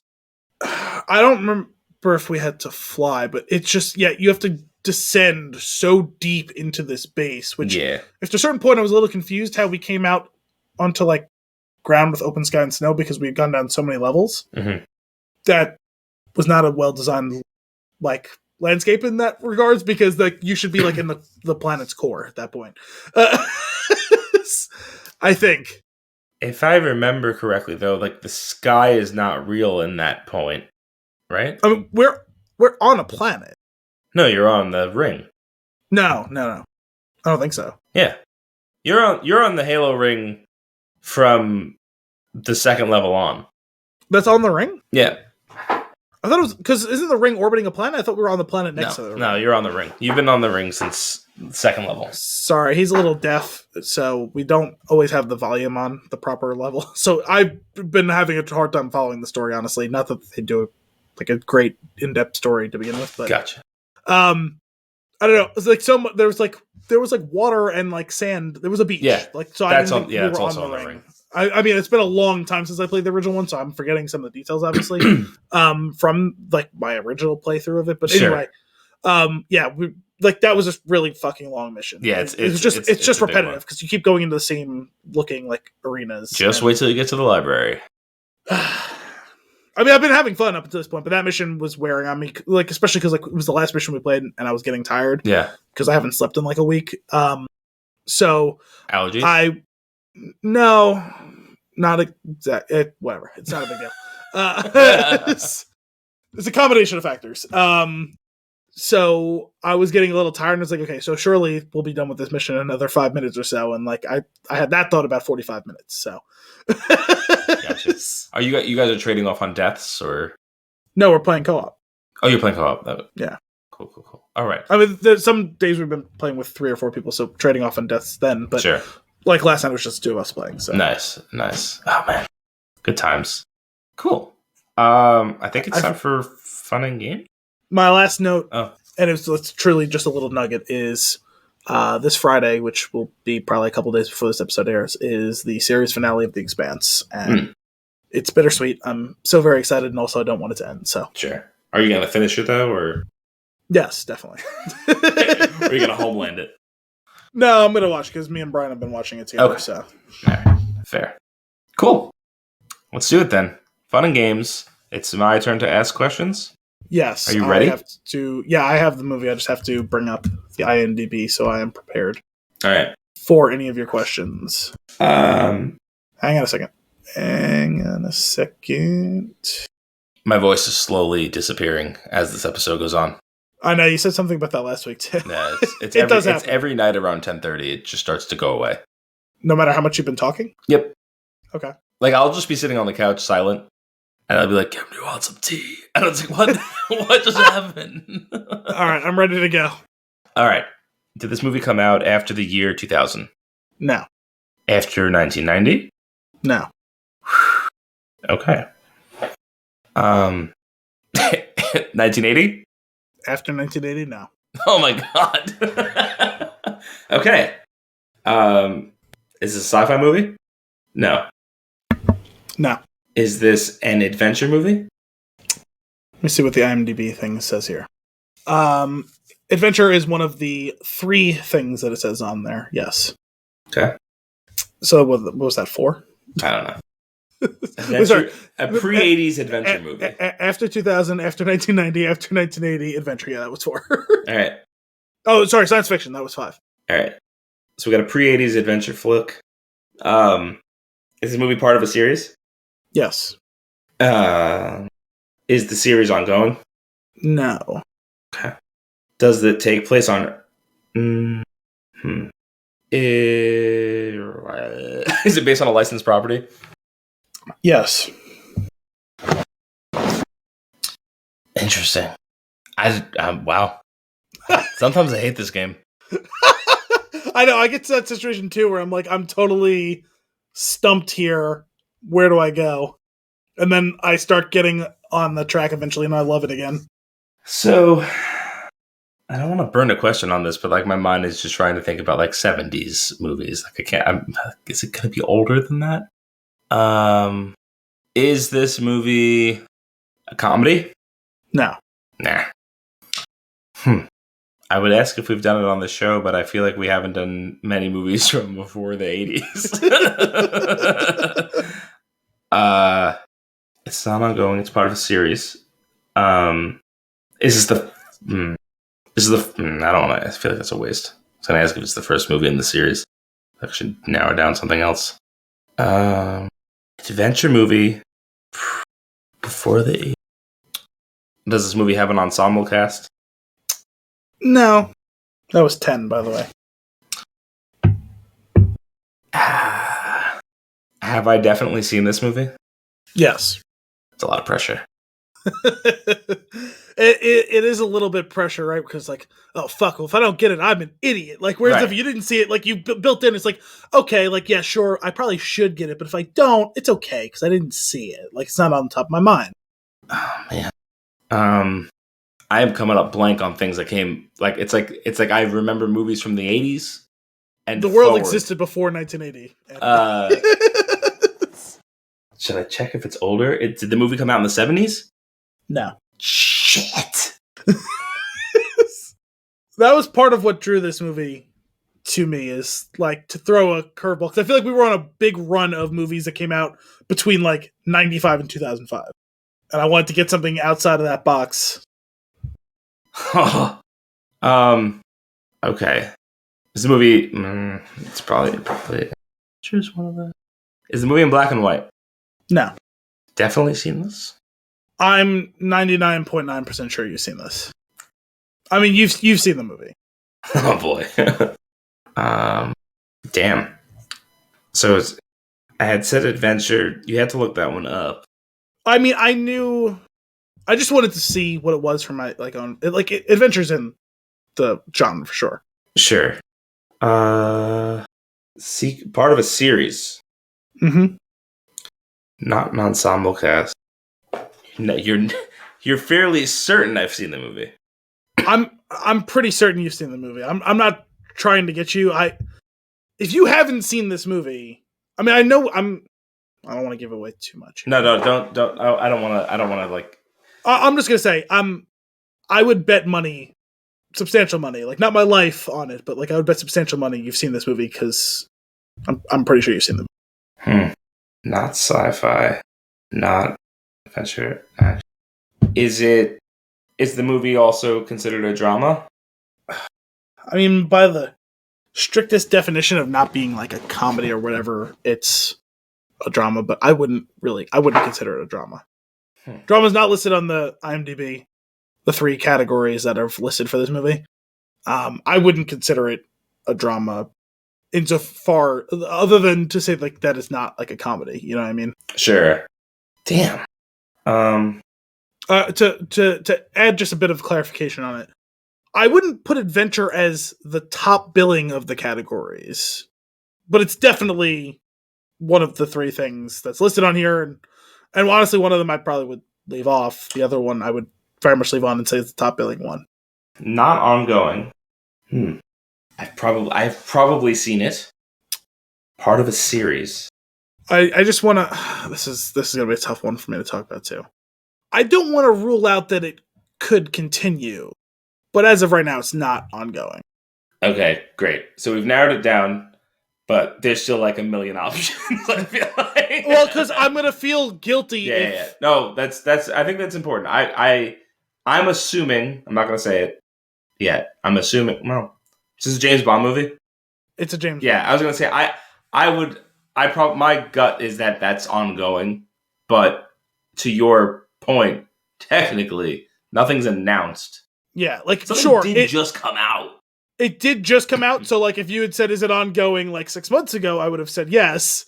But it's not, because like, will there probably be one in like 5 years from now? Sure, but like at that point, it's not even going to probably necessarily be quote unquote ongoing, and it's going to be like another reboot, right? Yeah. Okay. Cool. So you basically have 4 questions and a guess to figure out which James Bond movie it is. So 60s, right? Oh yeah, we said it was before 1970, right? Yes. Okay. So we're talking. That's what makes it interesting, because Sean I'm actually not 100. I have to double check here. Now that we're in this endgame scenario, I want to find out how many prior to 1970 there are. Oh God. So there are 1, 2, 3, 4, 5. Oh, perfect. That makes it not easy for you. There are 5 movies that came out between 1960 and 1970. Okay. How many questions do I have? 4 questions and a guess. 4 questions and a guess. I don't know if this is going to help me because I don't remember the titles of the movies. Is this the first, second, or third movie? That feels like you're... Is that cheating? I feel like it'd be totally fine to ask if it was the first movie. Oh, yeah. It would be totally fun to ask that. What have I asked so far? I don't even know what information I have. I know it's a James Bond movie. Well, I know it came out in the 60s. Did I narrow down which Bond? No. So I was going to say, of the 15 questions that you've asked, only 2 of them are helpful to you. And it's that it was a James Bond movie in the 1960s. Oh, man. But I mean, it's inevitable that like some of the narrowing is always going to lead to this. Like, because like at this point, right, the fact that it's an adventure movie is not really fucking helpful, right? Like all James Bond movies are some, like I would call them action primarily, which is kind of what I was getting at. But yeah, they're all action. Fair. They're all action adventure. Some of them are maybe more adventurous than others. I don't know. That's a tough one for me to parse. But and like some of them are sci-fi. I wouldn't qualify this one as. Okay. For instance, hang on a second. Let me find a movie. Well, actually, I gotta be careful about this because I don't want to like taint the jury pool here. But like, I would probably call Die Another Day sci-fi, right? Because it's the thing up in outer space and it shoots the sun's beams at the planet, right? Like, but not everyone is sci-fi. Man. I don't know how to narrow these down. Like, I feel like I could ask one-off questions that are not specifically guessing the movie. At this point, like, I'm sure there probably is a couple of questions you could ask that would exclude more than one, but, like, yeah, you're probably down to reducing, like, trying to eliminate one movie at a time. The problem, my main problem is I don't know, I don't remember which ones came out when. Which one, like, I obviously, like, I think the first one's called Dr. No. I can confirm that the first one is called Dr. No. I want to say, oh man. Here's a question for you, not a question for the game. Okay. But a question that actually I don't even know if I could really ask you this. I'm going to ask you it anyway. Is the original Casino Royale actually a James Bond movie? Okay, I was actually going to like give you that bit of information. First of all, that one came out in like 1958. So cool. So, well, actually, I don't think I said 60s. I think I just asked if it was before 1970s, and then we like talked about it enough that eventually we said 60s, and we just went with it. Sure, that one's not part of like the whole like Eon, Alfred Broccoli like movies. I don't know all the details of that one. Was it Peter Sellers who played Bond in that one? Yeah, that sounds right. Is this the is this the first entry? It's not the first entry. Is it your favorite entry of the classics? No. Shit. Actually, no, because I think that's also mine, which is probably The Man with the Golden Gun, right? Which is not even part of this. Okay. Mine isn't The Man with the Golden Gun either. I thought yours was Goldfinger. I would say I generally have a top 2 of the classics. I would probably put my favorite as Live and Let Die. Probably was a bad question to ask then.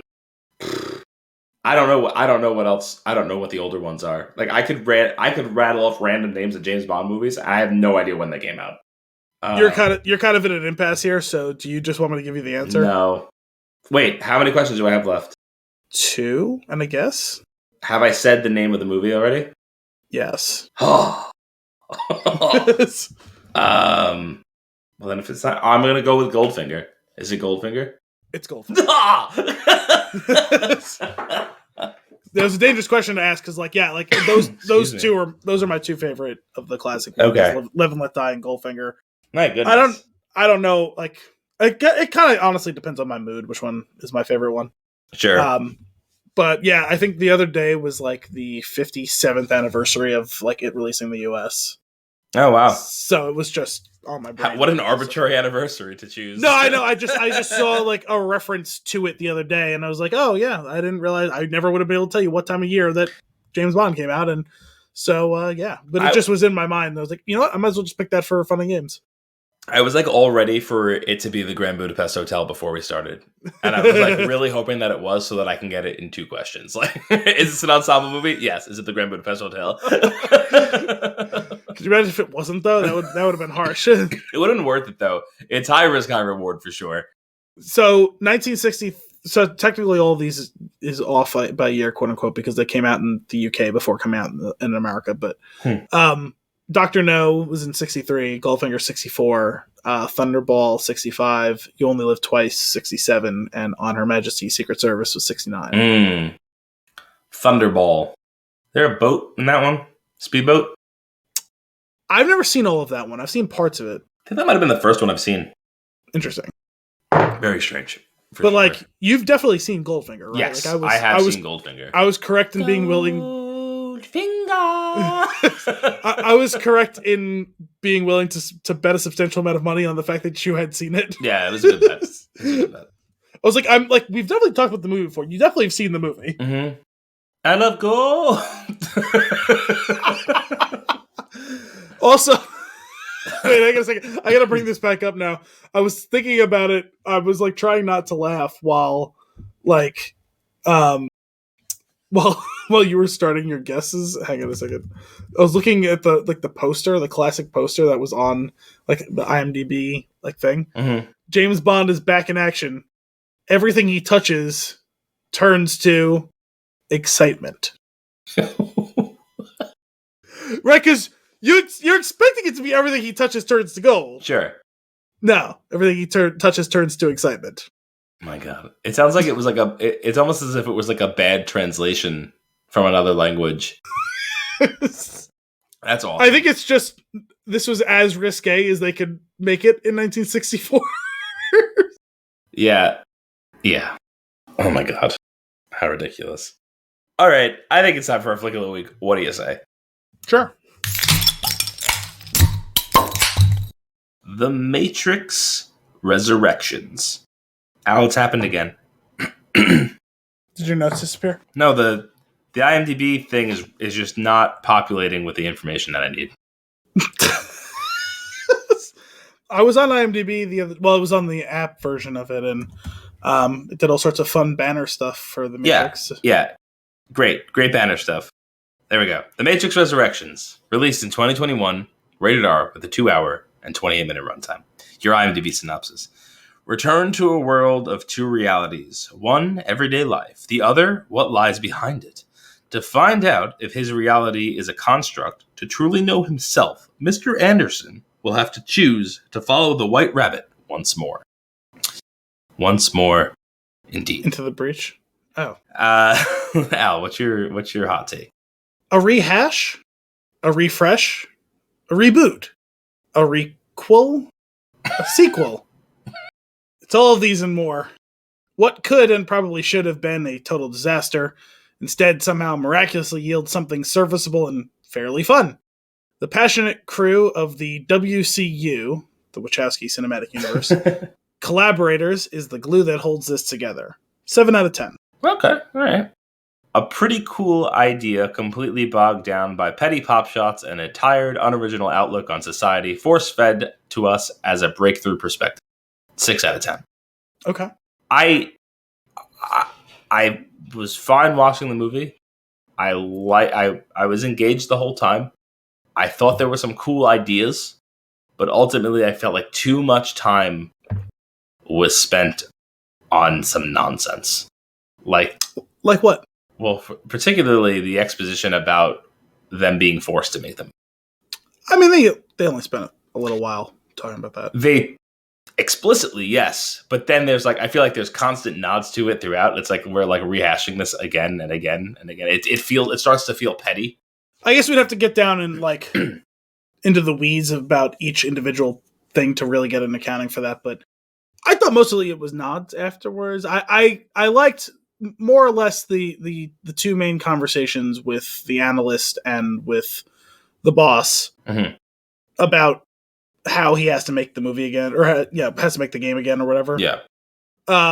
Specifically, the part that I found to be really useful, actually, because remember, I feel like I was the more skeptical of this than you, even when it was announced. Where he says, "Wait, they can't make the game without me," and he goes, "Oh no, actually they can." Yeah, and, that whole bit of that conversation to me felt really important. Where it's like, okay, if you're left with an impossible choice of, I can continue to stand on my morals and not do this thing because I don't really want to, and I don't really have any more to say on this as of right now, but you're gonna do it and possibly fuck it up, and even if I'm 0% involved with it, it's gonna be assigned to me. Mm-hmm. That's not something I can abide.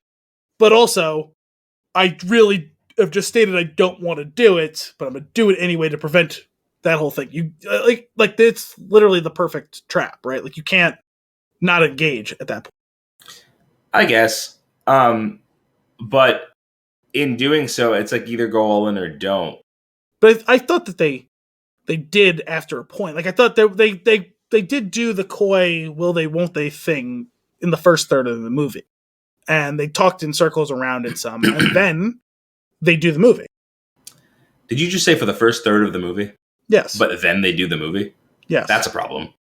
Sure. I didn't give it a 10 out of 10. Yeah. That's it definitely for me it took a while to get to that point. And then of course I think what that ends up doing for me while I'm watching it is I just instead of when they finally get moving, instead of now being on board, now I'm getting nitpicky. I think that's what ends up happening. So the only thing I really actually nitpicked was early on in the movie. And maybe you can actually help me with some of this a little bit, explaining to me the whole thing with the modal and everything. It was just a program running inside of another program. It was like an emulation of the game running inside of another. Yeah, I got that because I went and did a little outside research to try and understand, because that's not a term I'm familiar with in my that's not how modal is used. Well, that was the gist that I got from reading it. I was like, that feels like a real stretch of that definition. No, you remember how before the show started, you were talking about a dialogue box that popped up? Yeah. That's a modal. Okay, that when I was reading, I was pretty when I was reading about what a modal was, I was pretty sure that's what I got out of it, that's basically what it was. So I was really confused about the deployment of that term and the fact that the person in the modal knew they were in the modal and broke out of the modal, but not with the person who put them in the modal to begin with. I was really confused by all that, and after a certain point, I was like, you know what? It doesn't matter. It doesn't, but there is something that may be a hidden jab, because modals are notoriously hated by engineers. Yeah, designers seem to love them, but they suck. Well, I mean, who wouldn't want? I have this important thing I need you to do right now. Yeah. And everything else is going to be superseded by this thing that I want you to do. Yeah. Right? And when you're designing something, I have determined that at this moment, that is the most important thing. So fuck everything else. Yeah. This is what we're handling. And I can understand it, again, with my very limited understanding of programming, how that could present problems. Like, say, well, when you say this has to take precedence right now. That feels like that's setting you up for crashing what's running in the back. Yeah, it's more like it's blocking of other things and like performance of like. Well, There's still a bunch of shit behind it. So do we stop that? Do we? Yeah, that's what I'm getting at. So I mean, I'm sure knowing that you make it not crash, but I imagine that's tedious. Imagine it's kind of like reinventing the wheel in a certain aspect too, because imagine you have this thing called a browser. And the browser has this window that you could paint on, and it resizes normally, and you can move things around. We're going to put something on top of that, and we have to paint in it and resize it normally and manage scrolling and move things around. But it's not going to just be done for us. That's my relationship with modals. I hate them. Yeah. So anyway, I was wondering if that would give me any insight into how that'll happen, and it sounds like the answer is no, because they really stretched the definition of it. Yeah, like that's how it's commonly used in software engineering. I mean, technically, I think a modal is like a blocking piece. Like it's basically something that it's living inside of something else, but it's autonomous. It's just one piece. It's not really interacting with something else. It's just kind of running in its own, which I guess. So by the strictest definition, this was correct. Maybe not how it's commonly used daily, but like okay. But technically, it's fine. And I really wanted to argue against it, but then like as the movie was going on, I was like, I mean, the movie was happening, and I was kind of totally wrapped up in the terminology they were using. I did pause at one point in that whole conversation because I was like, or like in one of the conversations about it, because like I feel like maybe I'm missing something here that's going to allow me to fully embrace and understand what's going on. So I just paused the movie, spent, 8 minutes online, like reading some stuff about it. And I was like, I feel like I understand the definition of it now, but I'm not really any closer to some revelation as to why it's so important that this is a modal in the movie. Yeah. And I think I fully understand the situation now, but I don't understand how it applies 100% in the movie in the perspective of like, Morpheus in the modal doesn't have a human analog he's connected to, and also the AI representation that has become Morpheus shouldn't be able to exist. But so how does he? Because he's just a computer program. No, I understand, but my point was he was a computer program inside of another computer program. Sure. There shouldn't have been a way for him to break out of that. There shouldn't have been a way for Bugs to have been able to access him. Well, she was basically... she was inside of the Matrix, and within there going a level deeper. I guess, you know what it is I would probably have to go back and watch it again from I'd probably have to go back and watch the first third of the movie again, now that I have the whole rest of the movie's understanding. Sure. So that first scene when Bugs and what was the other character's name? Sequoia were watching essentially the first scene from the first movie. Right. Was that them watching his modal? They were in it at that point, yeah. I mean, again, I don't really know how they would have accessed that, but fine. If that's what we're saying, then okay, I guess I get it now. Yeah. I guess, like, logistically, he probably recreated... He basically created the Matrix within the Matrix. So I guess maybe the same mechanics apply because he had the mindset for it. I'm just like, so like this is Inception, right? Where yeah, they hack your dream and then hack the next level of your That's dream. right. They hack the Matrix and then the next level of the Matrix. That's how I understand it. Okay. Yeah. All right, then I guess we're all on the same page here and I get it now. So it wasn't like a gripe or like me yelling like pothole. It's just like I just didn't fully understand the relationship that's there. Fair.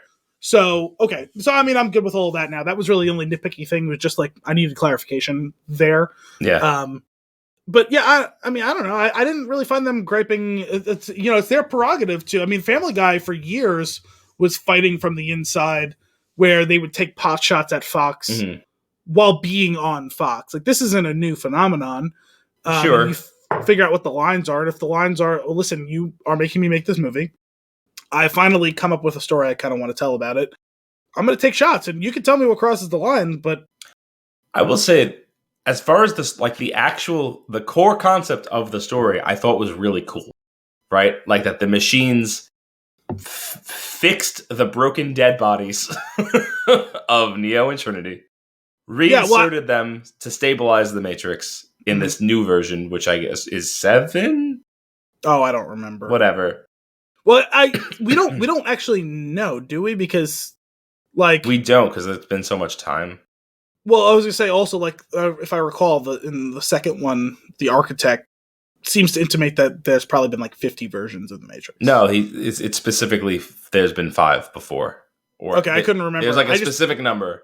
I just know there was so many. It's like he basically said there was like so many versions of the one, like that keep coming like each time, like it kept iterating within the program. That exception kept getting thrown, so it felt like there was like many times that it happened, but maybe each time wasn't a new Matrix per se. Yeah, maybe. I'm not. Yeah, I always was curious about that too. Like how long? Because if the one is to handpick, was he handpick 20 something people to repopulate Zion after they destroy it? Wouldn't they know the history? I was always a little confused about and that then, as well. Do they have to phase out? Like, does it take a really long time for us to get to this stage again? Like generations and generations, so that it's just stories. It sounded like to me in the original one, right? Like that. The original trilogy, right? That when the one died, a new one didn't necessarily come about immediately, but it was inevitable that one would come at some point. It was a rounding error. It was a mundane detail. Yes, so some mundane detail. But this was strange because somebody in the real world remembers everything. Niobe. Yes. So like it's not like it hasn't been that long. Mm-hmm. Although they made it sound like it was, I feel like they threw around like 60 years at one point. Correct. Which explains why she looks very old. But she doesn't look like that. I mean, how old is she supposed to be? I mean, like Jada Pinkett Smith was probably like 35 in The Matrix 2 and 3. Got to be in the 95. Yeah, 95. Okay, I guess she could have been 95 there. Yeah. Okay, fine. That's fine. Which, by the way, like, let's just take the moment to like talk about that. I thought it was cool that they brought her back. I had no idea she was in this. Yeah, that was a cool nod. One of the things I was I think we need at least one person who was there, right? Yeah, because like we understand that Neo and Trinity are unreliable narrators to this point because essentially they've gone through brainwashing. They got what Cypher wanted that we didn't think was possible. They got it, and they didn't want it. Ignorance is bliss, baby. Which is funny how it switches like that. Yeah. But we need at least one real person. We end up getting a couple others, right? But we needed one real person who was outside of the Matrix who could connect the two timelines together. So I liked that. Yeah.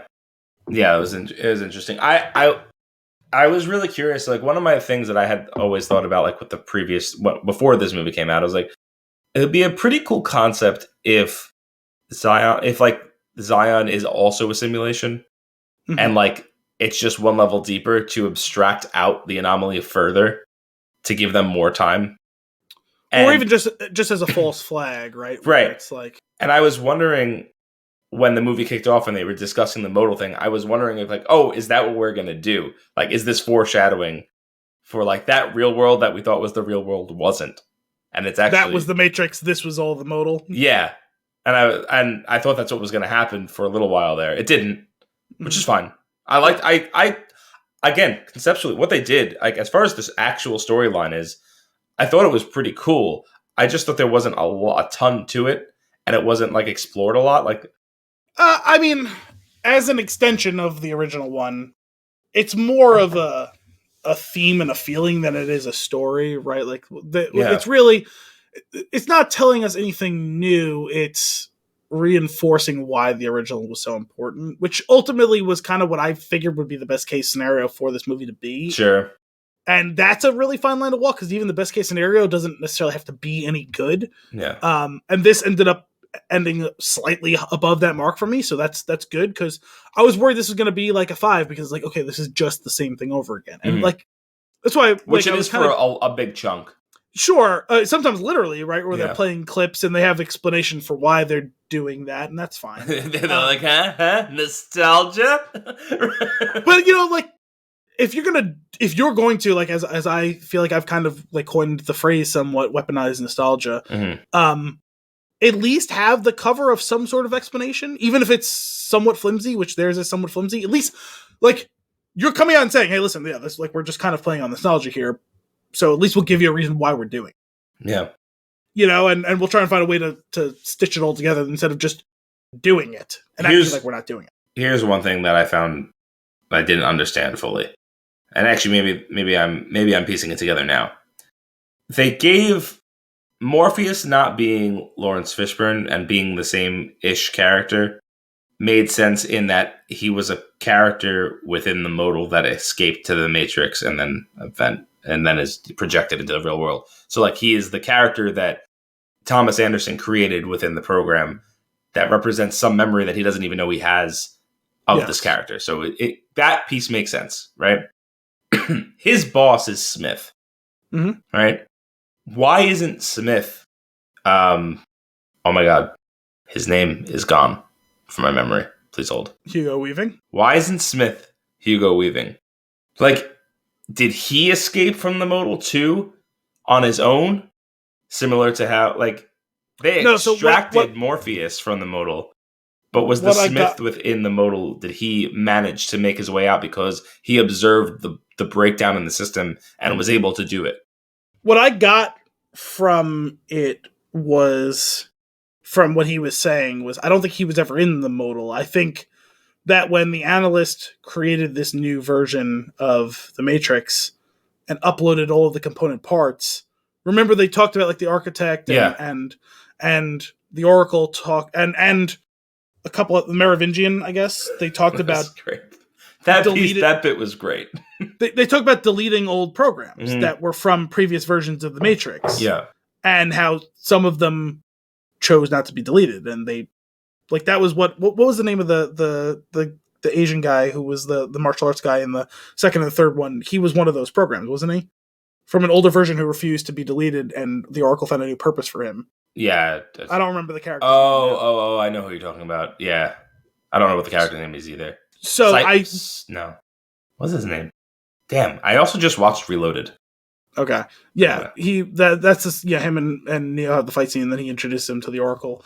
So I got the impression that's what Smith was, where like when the analyst created the new version, Smith retained enough of the memory of the previous version that he's like, no, I'm not getting deleted. I get a new lease on life here. I have another chance to control the Matrix or exist within the Matrix.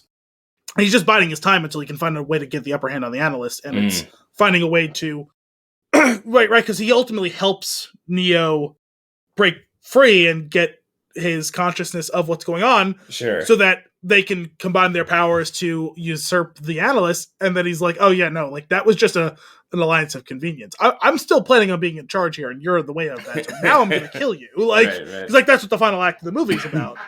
Yeah, but that I think it's one of those things where like you keep your friends close, you keep your enemies closer, and Neo was his match-made enemy from the inception, right? So he kept Neo right there until the moment he could find a way to make it all work, right? Yeah, I guess my problem is like what I'm not following is like the Merovingian and like a bunch of those other people, like they are the same. They looked and they were the same people. Thomas Anderson is Keanu Reeves. His reflection, like the way other people see him, is not that person. But it's because he's not conscious of it. I think that Smith is conscious, so he chooses to present a different look. Is that the idea? That's my supposition based on, because he's coming at it with I know who I am and what I'm about, whereas Neo is taking the blue pill and suppressing his knowledge and awareness of everything. So he doesn't even realize that that's what his appearance looks like. Otherwise, he would make himself look the way he views himself. Gotcha. Okay, I can get behind that. It's an interesting little bit of forced writing because you can't have the person come back, I guess. Yeah. So we'll just get Kristoff from Frozen, which is fine. Kind of wish there was a reindeer too. It would have been good if they had like a paperweight on his desk. Oh yeah, that would have been perfect. That would have been good. I've got one thing that maybe you could explain to me that was really just I almost couldn't. I had to rewind it and rewatch the scene because I was so caught up on what just happened that was bothering me that I like missed what was going on. when they go and they're going to extract Trinity, right? They're going to hijack her, hotwire, or whatever they're going to do. Mm-hmm. Yaya number 2 has to go in. He turns himself into like pebbles. He's like he's like what? He's like magnetic dust, right? And he goes in through this tube and he like breaks through the force field barrier thing. Really awesome stuff, the way they did that, right? How like, he infiltrates the thing.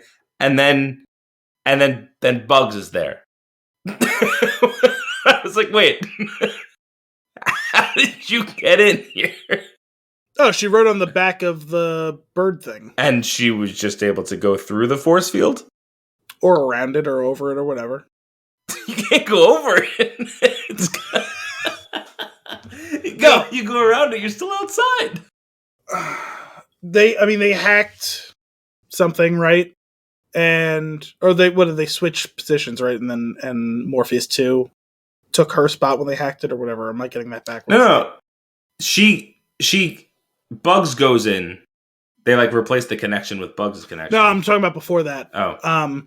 Because Satsi says, by the way, that was cool bringing her back. Yeah. Obviously different actress having Priyanka Chopra play her or whatever, but like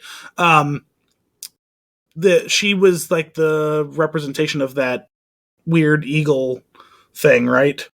Some sort of bird eagle thing that was like friends with Niobe, who was one of the AI. Yeah. I'm probably blurring the order of operations. The robot owl. Yeah, the robot owl. So like when they're talking through the plan and then I always like that when you're doing like a quote unquote heist type of thing. Yeah, that they're doing it and describing they're describing it and then they show it, and like they can kill two birds with one stone like that way, which is kind of a fun like shorthand way to do that. Yeah. They hacked one of the machines to get it to bring them up there, right? Because they basically needed a Trojan horse, and that's what they created by hacking one of the machines. Why did? Because the whole thing was like they needed like because they were saying right like we need the machines to like they harvest the bodies when the time comes for each one to like use it for power or whatever. They hacked one to. I think they put her in a pod or whatever, I forget, like to basically like, oh, it's your time, I'm selecting you, and it sends it up there.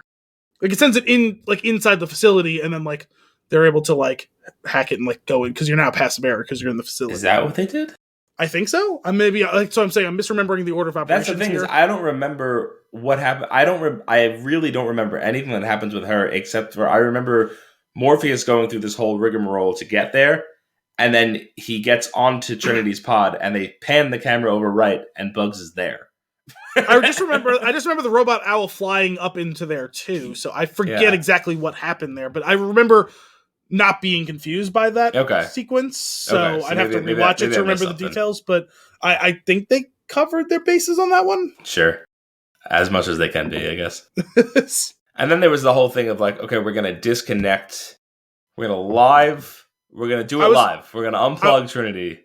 I was confused by that at first until it actually played out. I was like, okay, I guess I kind of get it now. Like they needed. Remember, the whole thing was for this version of the Matrix to exist, they need people with the level of knowledge and power that Trinity and Neo had, but they needed them close enough together that they could feed off each other, but far enough away that they couldn't connect and usurp the power of the Matrix. Yeah. So. With Neo gone, they shifted all the brunt of that to Trinity. So to yank her out cold turkey would have had the whole Matrix collapse. Right. But Bugs having the knowledge, with the level of hacking they did of the Matrix, she had the knowledge and the power to be able to... I have the power! Yeah, to be able to sustain it for just long enough to get her... Oh, because they disconnect her and they just reconnect her right back in. They disconnect her from their facility and reconnect her on their terms. They unplug her Cat 5 and they plug their new Cat 6, their fancy new Cat 6 cable. If you say Cat 7, whatever we're up to these days. The Ethernet cable that you just swapped out in the back of the TV. It's just when they took the one out of the system they had there, they used their shiny new one, gold plated even, and then they took her out, and then they fly out, no problem. Yes. Because I think they plug her basically into the owl, and the owl has like a Wi-Fi connection to the Matrix. Can we talk about the terrifying mechanics of the human garbage disposal? It's always been horrifying since the first one. That I don't remember that bit of it. Like, I don't think they've ever shown that. Where, like, I guess if you die in the tube, they just flush it and they drop you down this garbage disposal.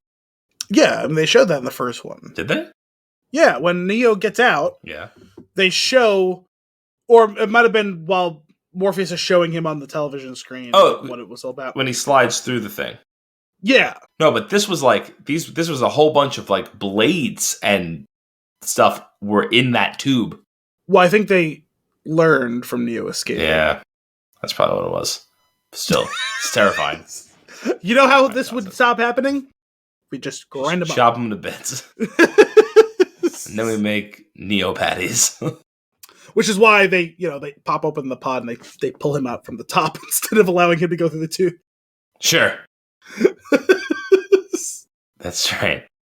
I liked I thought what they did with the mirrors was cool. I was a little confused by the mirrors because they obviously extrapolated and expanded upon the mirror in the first one. Yeah. I was a little confused because like the way you get him out is to have him go through the mirror, but then he starts to go through the mirror and then he ends up on the other side of the mirror. But now they don't want him in the mirror because the analyst is trying to pull him through the mirror. I was a little confused by that, but other than that, everything up to that point where like Morpheus is showing him the whole thing with the mirror. And well, it seems like it's a portal, right? And then I guess the analyst just hijacked what they already hijacked. Sure, which to that point we didn't know he was the analyst, so sure. I guess that's probably why I was confused by it at that point. But that makes sense. When they show Trinity's like I had a vision of like how this goes, and like they show like the falling from the sky and like crashing into the top of a car. Mm-hmm. I was convinced until it happened, and then that's not what it was. I was like, oh my god, it's going to be like a reflective sunroof of a car that's a mirror. And they're going to like time it just right. And that's how they're going to get out. And I thought that would have been amazing. Yeah. And then what they did was really cool, but I already had a cooler idea. So I think it just took away from it. Because how awesome would it have been if they were just like, if he was just like, jump! And then just like jump out of the window and then go through this reflective sunroof. I liked what they did on the train, right? Where it's like, that mirror's too small. It's like, no, if you get really close to it, though, it's not as small. That's right. Okay, why not? It's like, if I just get really... And, oh, God, I'm through the mirror. That was cool. Choreography was a little weak this time around.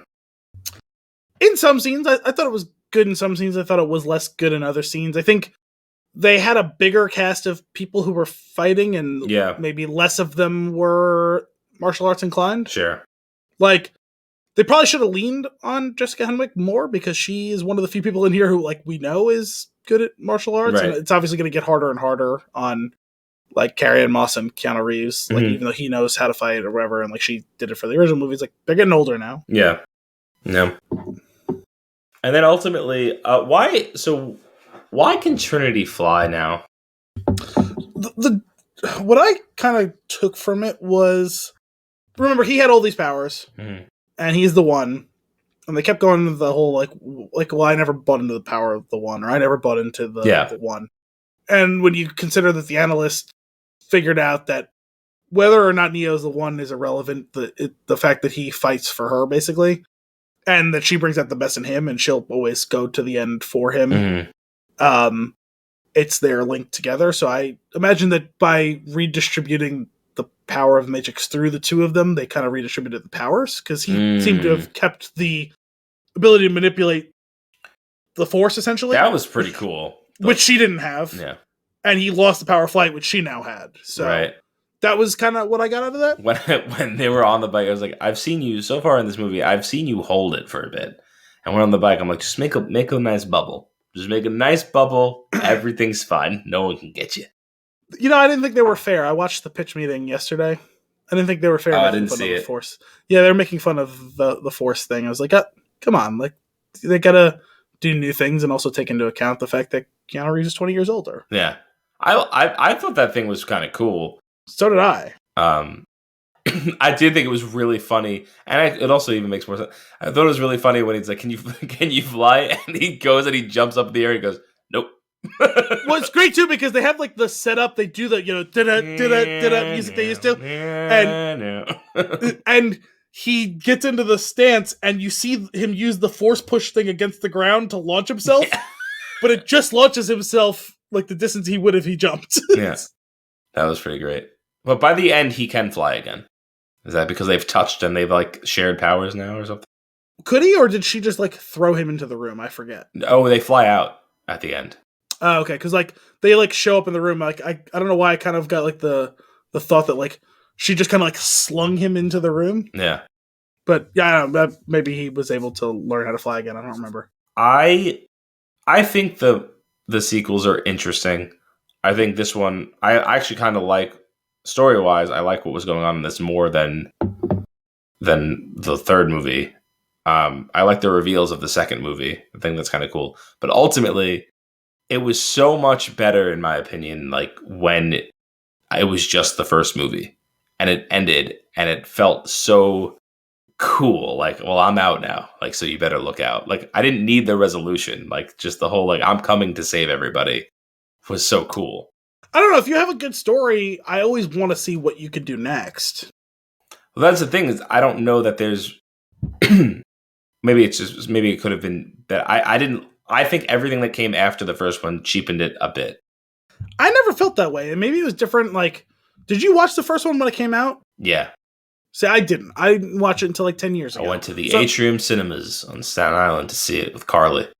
Okay. So I watched the first three, like not like in consecutive days, but like in a short span of time, like 10 years ago. So like, to me, it felt like a natural progression.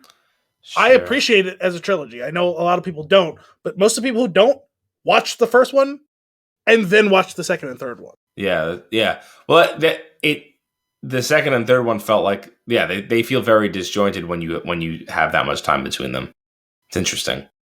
To me, it felt natural. I mean, I still think the first one's the best of them, but it felt like a natural progression to me. Like, obviously, you see like there's an upgrade in technology between them, but like, and the two, the second and third feel so close together because they were shot together, right? So I don't know. I like the second and third the second and third one more than the consensus.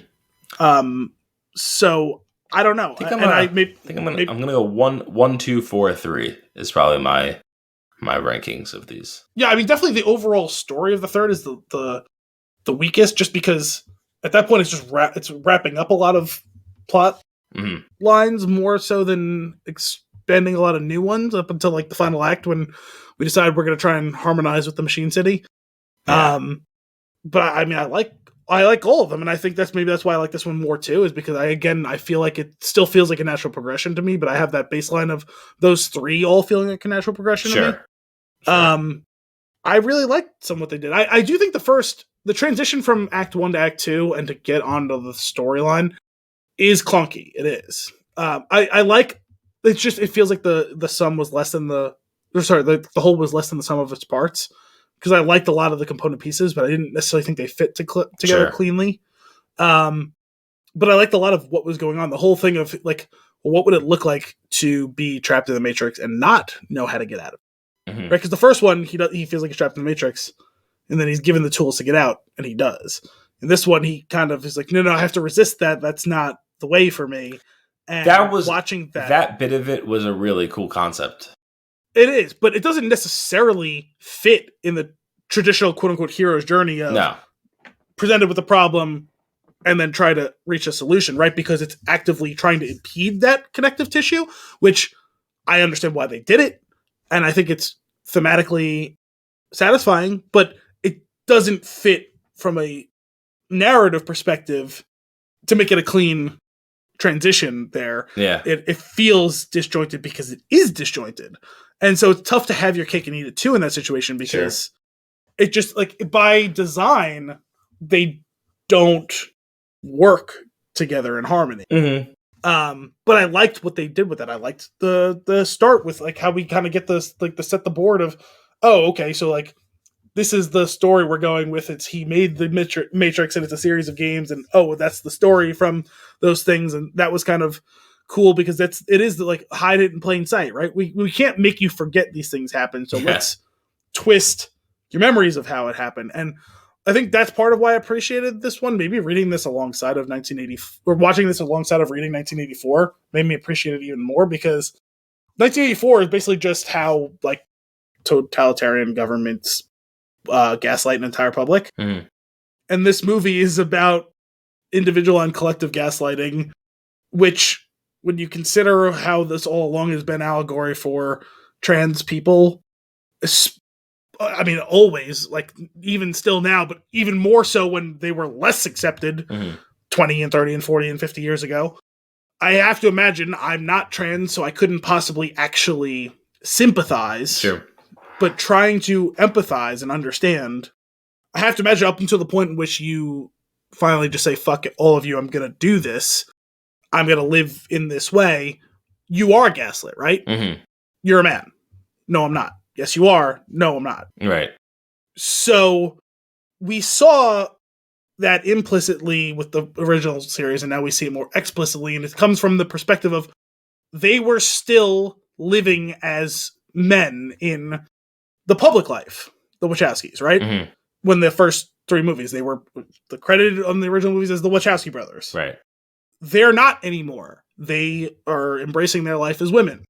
So we now are seeing what that looks like explicitly. Okay, this is how we want to introduce you to the topic. Now we're going to tell you how it is. Mm-hmm. And this is how it is. It's your world telling you that your experience and knowledge is wrong. Right. Yeah. And your memories are wrong. And how does a mind stay sane through when all that? You know, because like that's the one of the big things that keep coming back to in 1984. 2 + 2 = 4, but sometimes it equals 5 and sometimes it equals 3. And for you to be able to stay sane, you have to be able to keep all those 3 things in your head, and they're only what they are supposed to be. But when I tell you it's 5, you have to forget that it's 4. Mm-hmm. And that's what's going on here, right? Like, you know, and the constant like nods to like the self-doubt. Like there is a certain aspect, there's a certain point in it, right, where Thomas Anderson is like, it just seems easier to accept that he's crazy. Yeah. And like that's like, and like he even talks about like how he kind of just gave, like, I just kind of gave up. Yeah. And that's it's really dark when you look at it through that lens. That's the only way you can look at it. And like that's where where like the theme transcends the narrative. Like where it's like, okay, like I feel like this is repetitive, or this is, it's like, yes, it is, because you're seeing the other side of the coin now. Now it's all out in the open. So this is how it really was. You know what's interesting though? Like all of that is, I feel like that stuff is really strong and like well reflected in the story. But on top of that, though, I feel like that those things were getting diminished by some of the other things that they harped on, like just the commentary on society and like addiction to technology and stuff like that. Like they did that part of it already. And I feel like they had something new to say. So I guess what you have to... This is me. I haven't actually really read too much. I've read a couple of little snippets of some stuff with like the press that they did. But this is me trying to stitch it together from having, you know, watched the movie and trying to make sense of it all. And just to see like where I stand with it all. And I think when you take the component parts of, I didn't want to make this movie. Mm-hmm. I felt compelled to make this movie.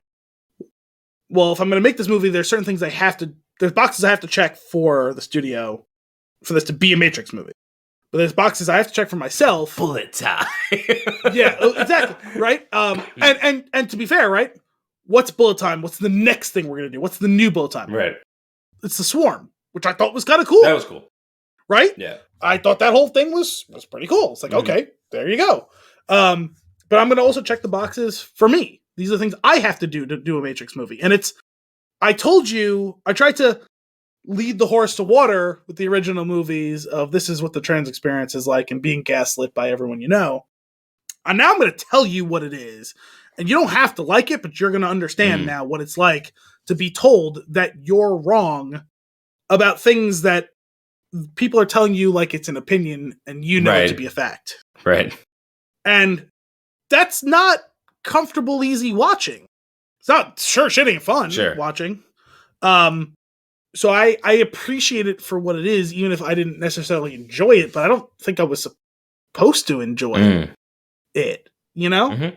And I guess everyone's mileage with that'll be different, and I don't blame anyone for not enjoying it because, again, I don't think you're really supposed to, but to take it for what it's worth and how it reflects upon the larger story, I get it, and so I'm good with it.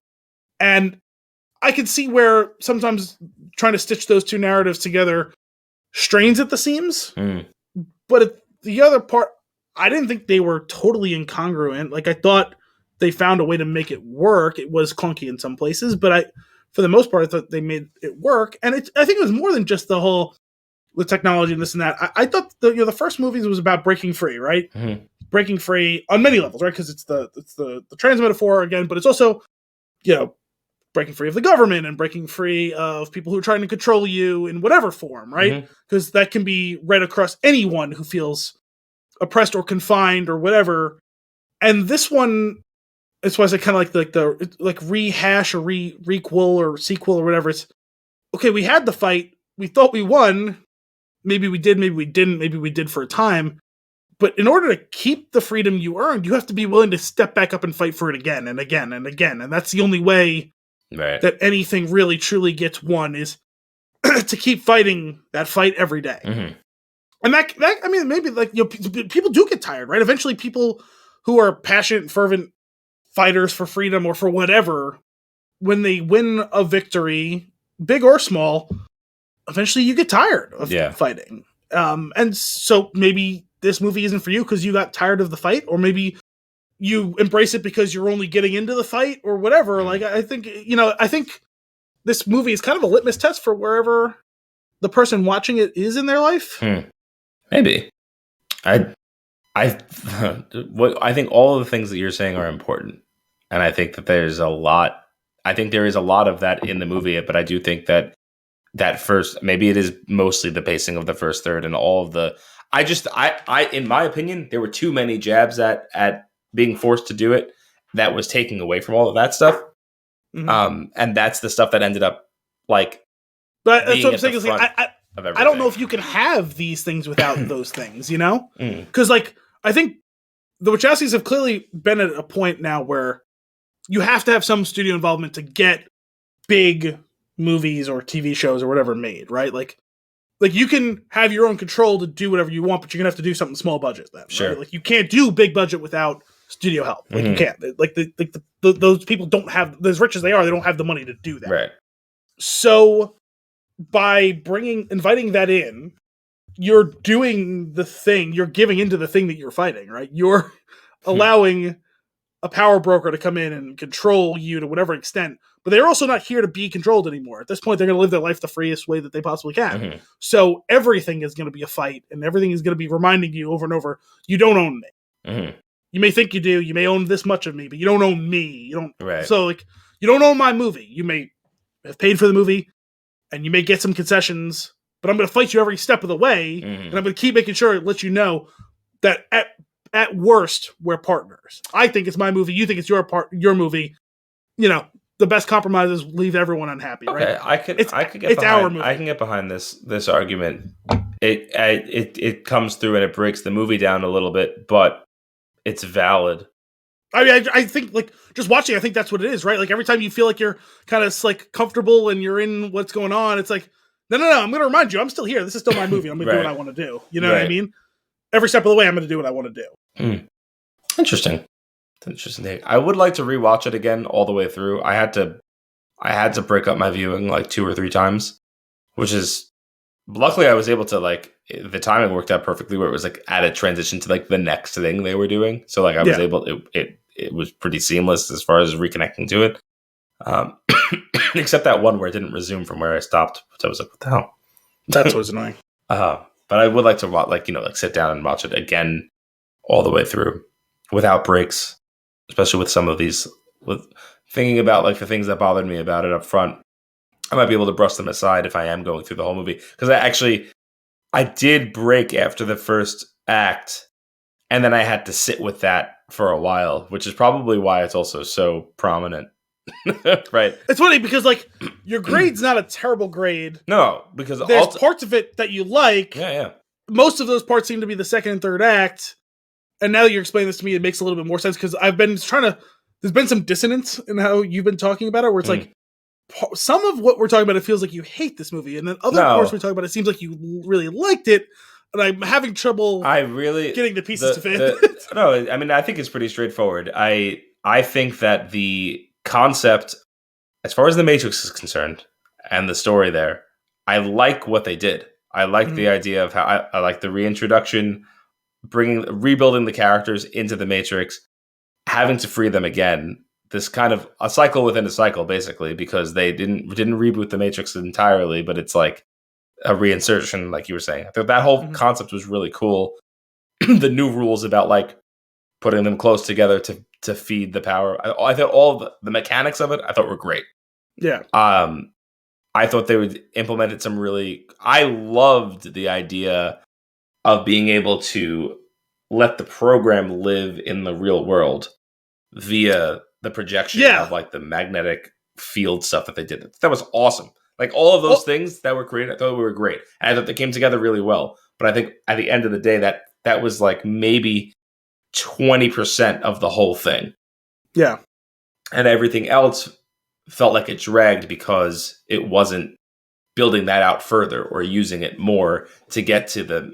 I mean, and granted, it seems like maybe, I don't know if it's going to go there now because it sounds like it's terrible, but maybe it was like, well, I only have so much to say for the next 3 movies, so I have to break it up this way.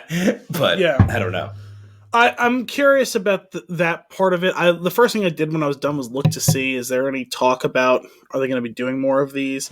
I hate this whole conversation of, oh, the box office is terrible. It's like, you release a movie in the middle of a pandemic, and day and date, it's streaming available as well. Yep.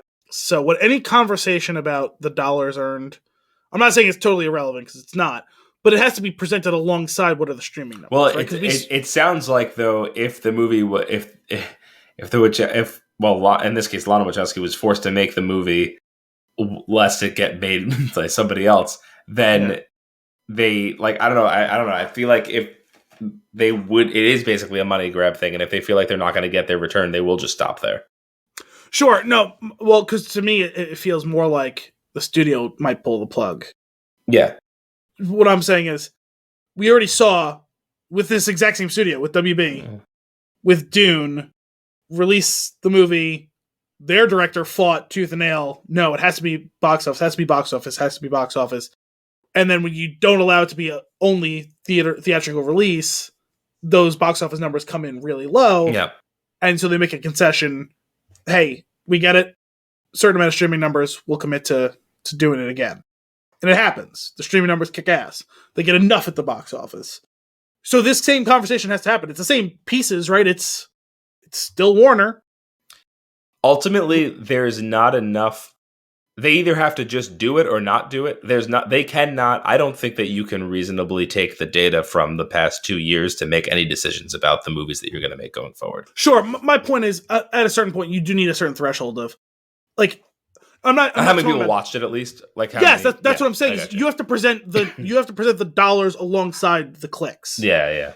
No, that's fair. The same way that Dune did. Like, I'm not saying that the equation comes out. But even so, then the translate, like, what does that even translate to? Is my point of like, I guess if there's like, what, like, is there a threshold you have in mind that you want to hit before you're like, okay, we'll do the next one?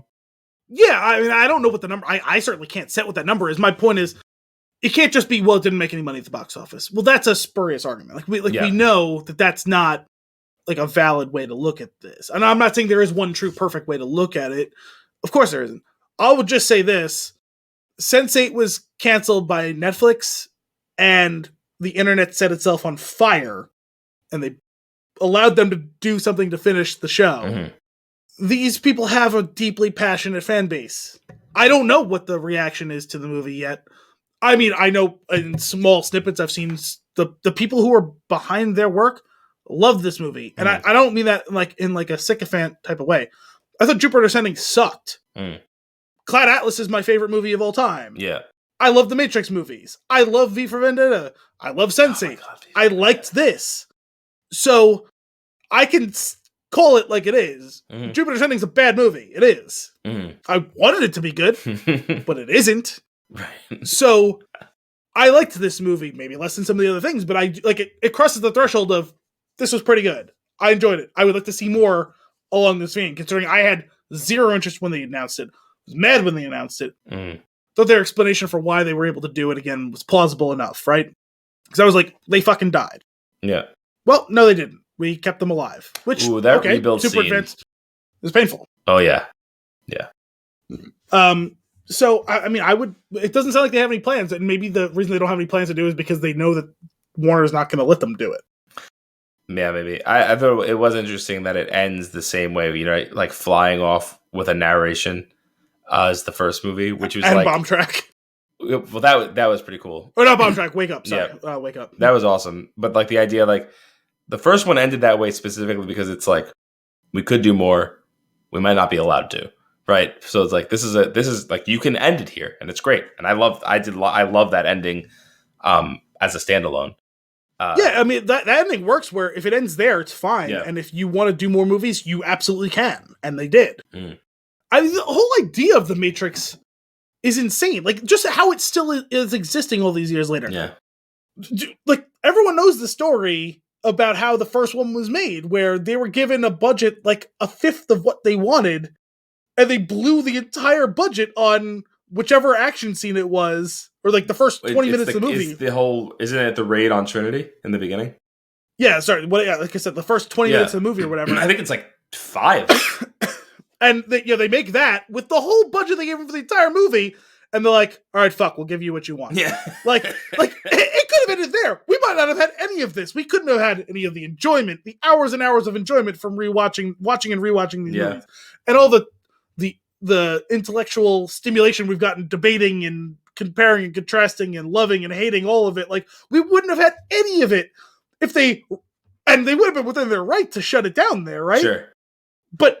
And It was a lot smarter not to. Like, end up suing them.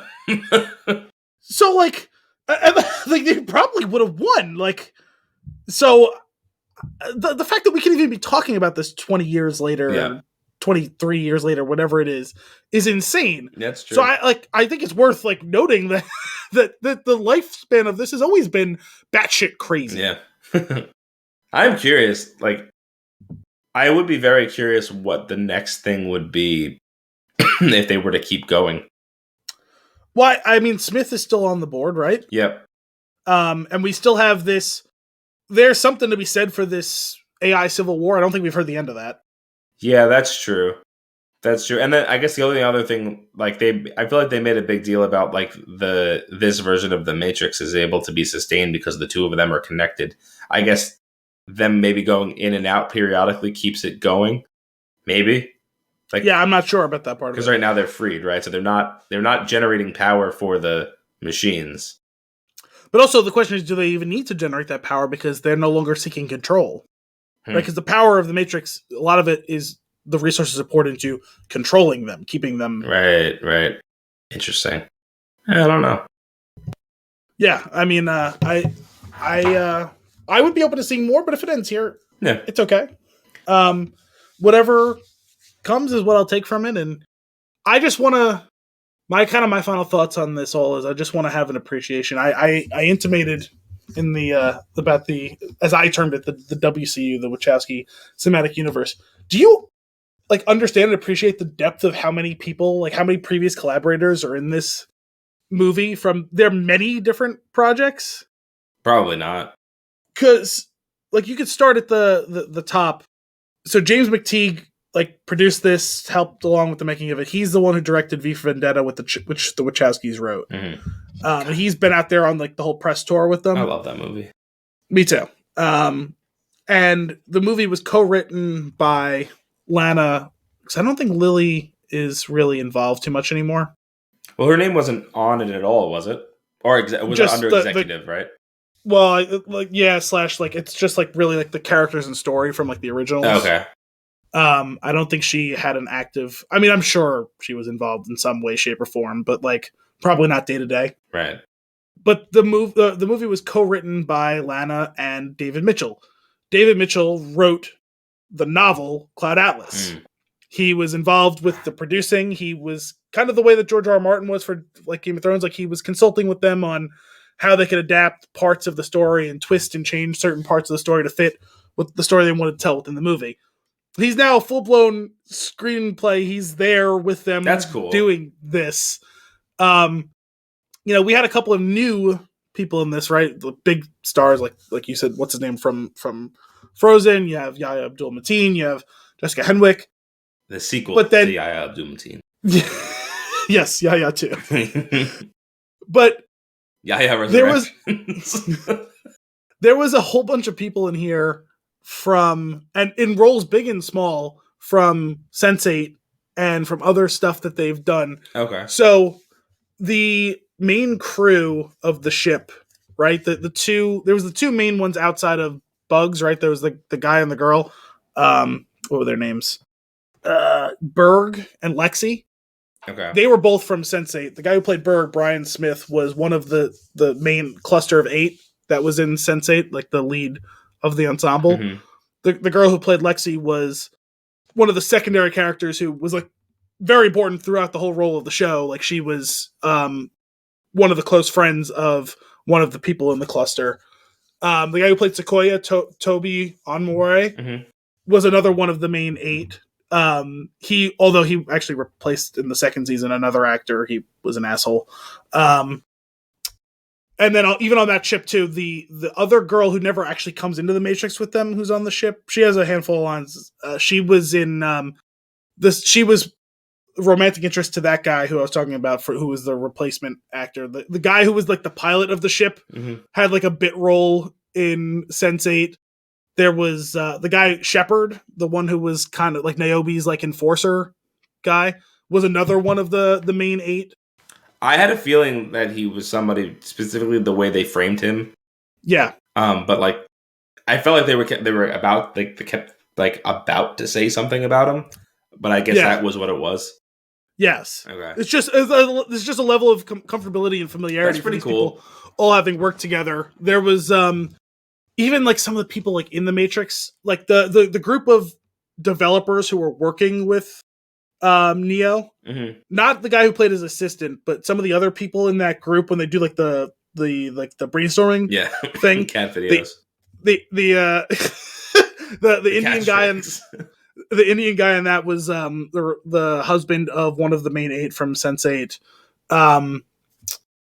There was another person in that. Oh, the one of the girls who was working at the black girl, she was a romantic interest of one of the 8. And these are people who were like important. Like they were in the whole run of the show. Like they were in a lot. They had their own storylines and everything. The guy who ran the cafe, Simulate, he came in the second season. He was one of the close associates of the 8 in Sense8. And there was other, like the guy who played Trinity's husband's Chad Stahelski. He did all like the stunt work on the Matrix movies, and like he ended up doing the John Wick movies. Like he like made the John Wick. I think he directed. If not I don't remember if he's the first guy who did the first one or if he's the guy who replaced him and did the second and third one. I forget. But and there was a handful of other people too who were involved at like whatever level on Cloud Atlas or Sense8 or the only one who I would have liked to see in this, I don't know what happened, why she wasn't involved with it, would have been like Duna Bay, who they kind of discovered her for American movie. She was a famous Korean actress, but she was in Cloud Atlas, and she ended up being one of the main 8 in Sense8. She was in Jupiter Ascending in a kind of a medium-sized role. So she feels like one of the few people who, of their recent collaborators, didn't make it in, who you would have kind of expected to. But right. I don't know, I just thought it was cool, like behind the camera, in front of the camera, there was like this whole group of people, and I don't know, I feel like that kind of helped to elevate this above the sum of its parts in some instances, where you can lean on these people who are still passionate to continue. Yeah, to that's work pretty with cool. You. That's awesome. It was fun. For me, it felt like kind of a reunion of all those things. In some ways, it felt like an extension, like specifically of Sense8, because there's so many of them from that specifically. Cool, man. That's a show that I know I've mentioned to you a bunch of times. Yeah. You and Kim really need to watch it. I mean, if you like this stuff, like you loved Cloud Atlas, you guys would love that show. Yeah, I think. Check it out for sure. Any other thoughts on this movie before we wrap it up? No, I think we're good on that for now. I think we had a good talk. This is good. That was a good one. Kind of unconventional from some of the other movie chats we've done. Yeah, for sure. Other ones. I thought this was good. Well, that's all for this week's episode of Flix in the Six. We hope you enjoyed it. As always, if you have a movie for us to review or nuggets for us to discuss, you can send those requests to flixinthesix@thespintune.com or tweet us at thespintune. Tune in next week for more movie and beer goodness. Until then, I'm Anthony Costanzo. I'm Al Bielsi. Thanks for coming out.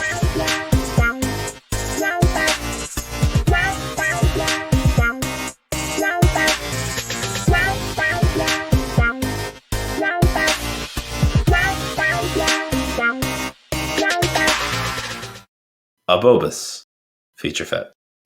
I like that I feel like each time we say it, you get a little bit closer to it. You appreciate it a little bit more. I do like it. It's a really dumb phrase, but I'm glad that it's hard for me to say it. To put those syllables together. Yeah. I keep wanting to do when the episode ends and the song starts. There's like a yeah, and I keep wanting to do that. I know. It's funny because I was kind of trying to. I said last week I was like I can't picture it to hum it, and again I lost it, but I was doing it before we got on. Yeah, same. It's like dum da da dum dum da dum. I was doing it all the way down the stairs, but I can't I know I'm getting the cadence wrong. Yeah, we got another great episode, very entertaining. I think this one was really good, and it's funny. The first episode was kind of like 50-50-ish in the storylines, and this last week was kind of like 70-30 in favor of the past, and this one was like 20-80 in favor of the present. Like very, very strange shifting back and forth.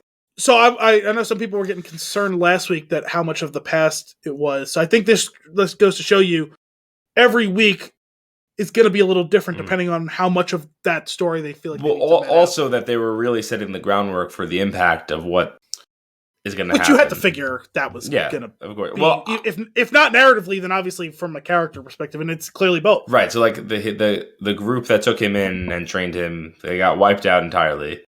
My assumption, which I don't think is far-fetched, is that there is a war coming, and the Tusken Raiders are just gonna be his army. Well, I thought so too until all of his friends died. Well, yeah, but I wasn't sure like how fast news travels in the. Sure, and I'm not saying it's entirely possible that he has some level of acceptance with the greater realm of Tuskens. I mean, he made that weapon. I feel like that's enough for them. They'll be like, oh, okay, all right, I got you. Well, I mean, he may have killed someone and taken it also, though. That's true. But regardless, I was surprised by how sudden and final the end of them. I know. Like it's just, they're just all dead. It's done. I think he would have made it back in time to save them if he walked instead of riding a bantha. Is really what it comes down to. You think it's faster? I'm pretty sure. I'm based on what I'm watching. I'm pretty sure it would be faster to walk. Well, I think it's one of those things, right? Where like, if you're on the back of a horse, right? Mm-hmm. Like you can power walk faster than a horse walks, but you can't power walk faster than a horse walks for 12 straight hours. Sure. And in the same thing, like you can walk through the desert. You just sleep on the back of the bantha. Well, if you want to get lost, no, you go straight. What's straight? He knows. When you're walking across a dune sea, does it? He knows. Also, if the planet was entirely covered with water, how did the banthas get there? How long ago was it covered in water? I mean, were they flown in? Sure. I don't know. Feels like we need to go through many stages of evolution for that thing to be. The woolly mammoth. It could have been thousands of years. It does. Sure, it's not a great character design for the desert. That seems like it should be on Hoth. Yeah. Okay. Sorry. Before I forget about this, I've ridden beasts 10 times the size of this. Is a reference to the holiday special, right? I didn't spend a lot of time pursuing that thought, but when he said it, I was like, for a second, and only a second, because I wasn't willing to pause. Mm-hmm. I was like, what the fuck did he ride that was 10 times the size of this? This is that dragon thing. Wasn't like riding like a dragon in the holiday special? Or a brontosaurus? Something like that, yeah. With wings, maybe? Sure. My goodness. Anyway, more on that in a minute. We get the biker gang that he adopts. I thought that was a really cool concept. There was something really strange though, like I don't want to call him a biker gang exactly, because I feel like we got to have some differentiation points, right? Because was it the Nikto speeder gang or whatever? That's a hang on. biker My gang. foot is stuck, and I'm about to make a lot of noise. Yeah, I was trying to understand what was Okay, going on. there we go. I tried to put my foot under my leg. It got caught on the desk. Then my shoe got caught on the. This is bad. It's bad news.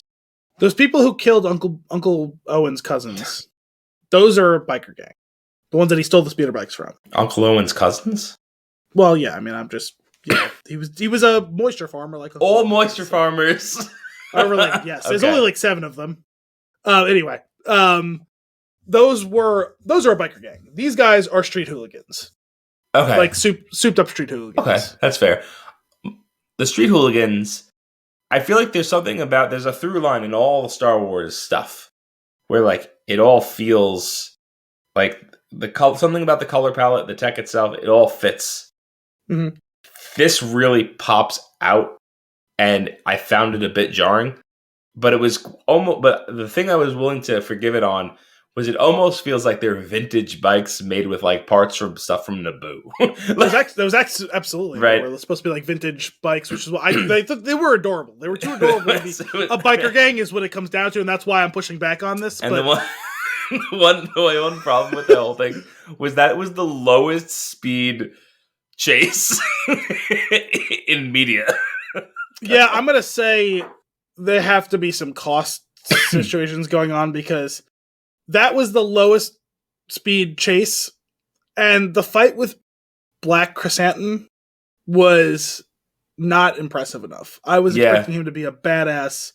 That was not impressive. I was very disappointed, honestly. I was expecting a lot from that character. He shows right back up.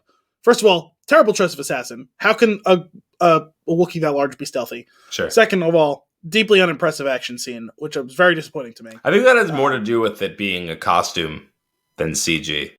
There's really not much you can do with it. That's probably part of it. It just looked so clunky and drawn out. Like, it just wasn't as entertaining as it could have been. I was certain that when they dropped him in the Rancor pit that he was going to be his Rancor. For a second, I kind of wondered about that, yeah. And the fact that he ends up getting a Rancor in this episode was surprising. And delivered by the one and only Machete. Danny Trejo. Well, this is what happens when you have Robert Rodriguez running your show, is you get Machete to show up and just be him, but now I'm training a Rancor. And you also get those bikes because well, didn't that come straight out of Spy Kids? That color, probably those bikes. Yeah, like that. That's. I remember. I don't know if it was last episode or the episode before. I said I haven't seen a lot of Robert Rodriguez stuff, so I'm not sure that I see any of the specific stuff to him. Well, now I saw the specific stuff to him. I saw Machete and I saw those bikes. Yeah. 2 huts is too many huts. All I can think about is the droid comes in. Is it the droid that comes in and it's like, the huts are here to see you? It's like they were carried on the shoulders of a bunch of people. You could have been like, the huts are going to be here to see you in 3 days' time. It's true. We probably should have known of their arrival when they were walking up that very long driveway. To be fair, he's like in his robe and then he's in his armor. So the time it took them to get up the driveway may have just been him getting into his armor. That's true. And one feast. That feast looks it does good. Seem there's decadence and then there's that, because that is 10 times too many food for the two of them. Yeah. Fennec was loving it though. Yes. You have to enjoy the trappings. That's pretty great. I like how like immediately the biker what did you decide to call them?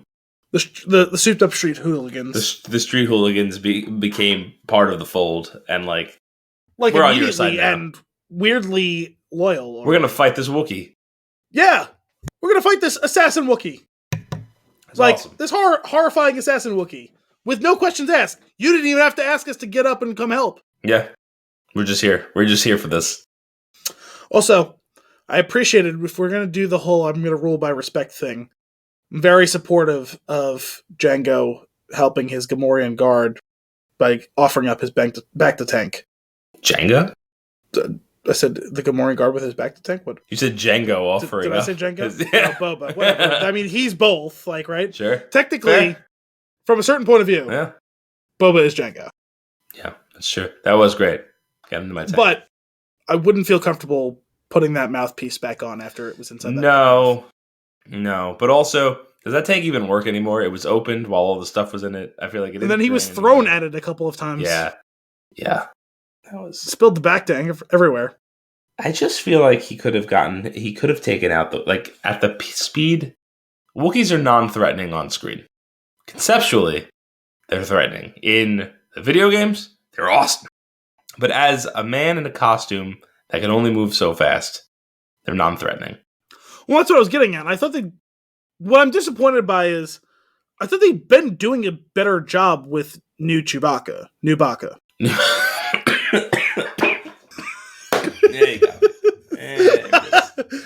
This is probably the latest in the episode, the first time I really got you. Like, it doesn't help that my voice is already gone. coughing. I'm coughing every 5 minutes.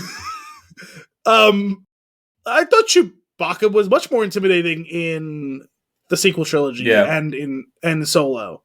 Yeah. Like, he looks physically imposing, not just like, oh, he's tall. Like, in fights, he feels menacing. He also springs to life when he chokes Lando in Empire. Sure, but they just have a close up. Like, Lando's probably standing up and he's just choking him. Yeah. But it looks like he's like. My point is, and this is not in any way, shape, or form like a shot at Peter Mayhew, but it was a different time. The guy, Jonas Sutomo, or whatever the fuck his name is, because I can't pronounce it. I just can't. I apologize. He seems like a lively, strong, strapping, tall man. Yeah. Obviously, I'm guessing they probably didn't use him to play Black Chrysanthemum because this guy does not seem, which makes sense because he's much bulkier than Chewbacca is. So it would be tough to use the same actor. You need someone who's thicker. Who is it? And that's going to make him definitely look slower. Somebody, right? I don't know. Like in his prime, Arnold would have been perfect for that, right? But obviously no longer. It was nice to see Matt Berry get a little bit more time as the droid this week. But I can't with his voice. You really did a great job, Mike. Hey, Mike. Mike texted me yesterday or today, and was like, Anthony crushed it with his impression. You really did. When you did the impression last week of him like talking about, Me, Bib Fortuna, and Jabba. Yeah, that's absolutely how he would say it. He actually did. He did say Jabba in this episode. That's true. Oh man, let's see who's playing this person. I can't find it immediately. His name's Chrysanthemum. I know. I have. Oh, Carrie Jones. I don't know who that is. Me either. Who are you? Who is mystery actor Carrie Jones? I clicked it and they gave me a picture of Boba Fett. That's not helpful. That's not helpful. But anyway, it's good to see. I was correct. It's the Pikes. That seems to be the big bads this week. I was a little bit surprised by that. I thought it was gonna be some other force, but the Pikes are a big important force in the Star Wars universe. So I guess we're setting up for a war with them, and that could be kind of cool. Yeah, for sure. I was actually really curious when Milton is talking to Boba and he's like, they're stealing my water or whatever. And the way he described them as like they're part human, but they like augment with droid parts. I was like, am I finally getting my answer? Like, am I getting the backstory of the Tusken Raiders and like what is going on with their face? And then no, it was like just this new thing. It's like, oh, that'd be pretty cool if that's what they were doing, because that's what it looks like. But I had just sat down. I was eating dinner while watching the episode, and I was, looked down to take a bite. It was like, they're like, oh, a vessel has arrived. It's like, all right, whatever. And like a shadowed person walks down. I was like, whatever. I look down, like, have a bite, look back up, and I'm like, is that? And then he opens his mouth. I was like, that's Stephen Root. Oh my god. I just Googled what does a Tusken Raider look like unmasked.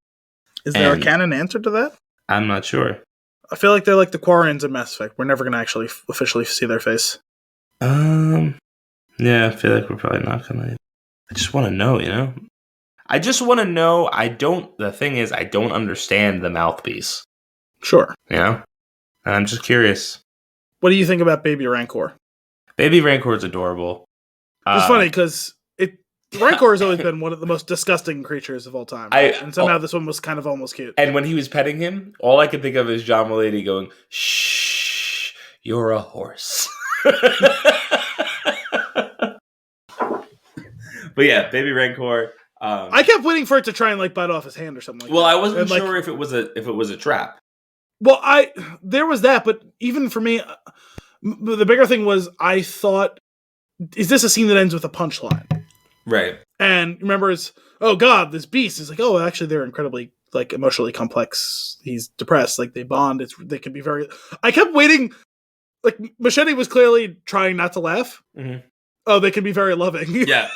It's like I'm laughing, and it's like, who's gonna look at the camera? Yeah, like who's gonna break the fourth wall? And like they can be very loving. Like laughing like under there. Like it was like, okay, so he's petting it.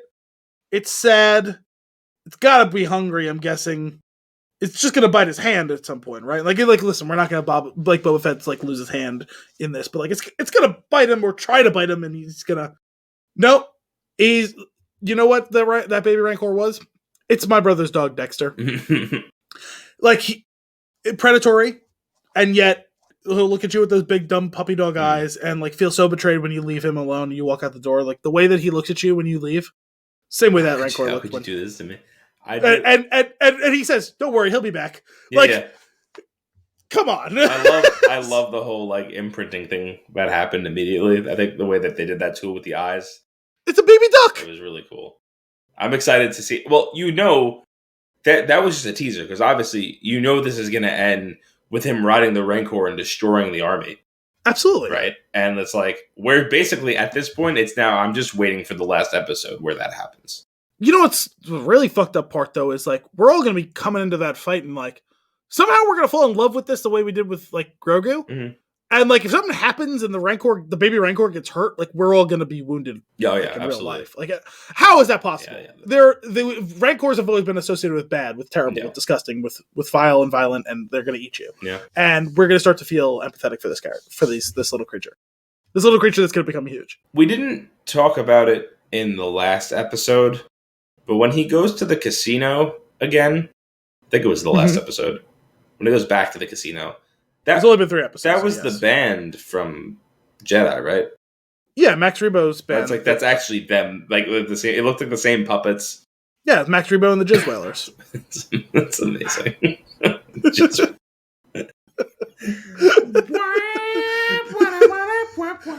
Yeah, so apparently there is like a whole canon backstory to like all or most of them survived Jabba's barge getting crushed, but eventually, due to creative differences, there's that word again. But due to creative differences and the passage of time, like there's less of them than there was. But I'm pretty sure that the blue elephant guy is Max Rebo. Oh, okay, cool. Yeah, and the Jizz Whalers. I am the finest performers of jizz in the galaxy. Just stop. How many episodes are there left? Is it just 3 more? Actually, weirdly, I think there's 7 episodes in this season. I thought it was 6, and I was story. If that's how you're doing it, that's sure. Cool. I thought it was 6, and I would have expected 8, and I think it's 7. Okay, cool. That's cool. I'm looking forward to it. We'll see where it goes next. Next week on our Boba's Feature Fest. Come on,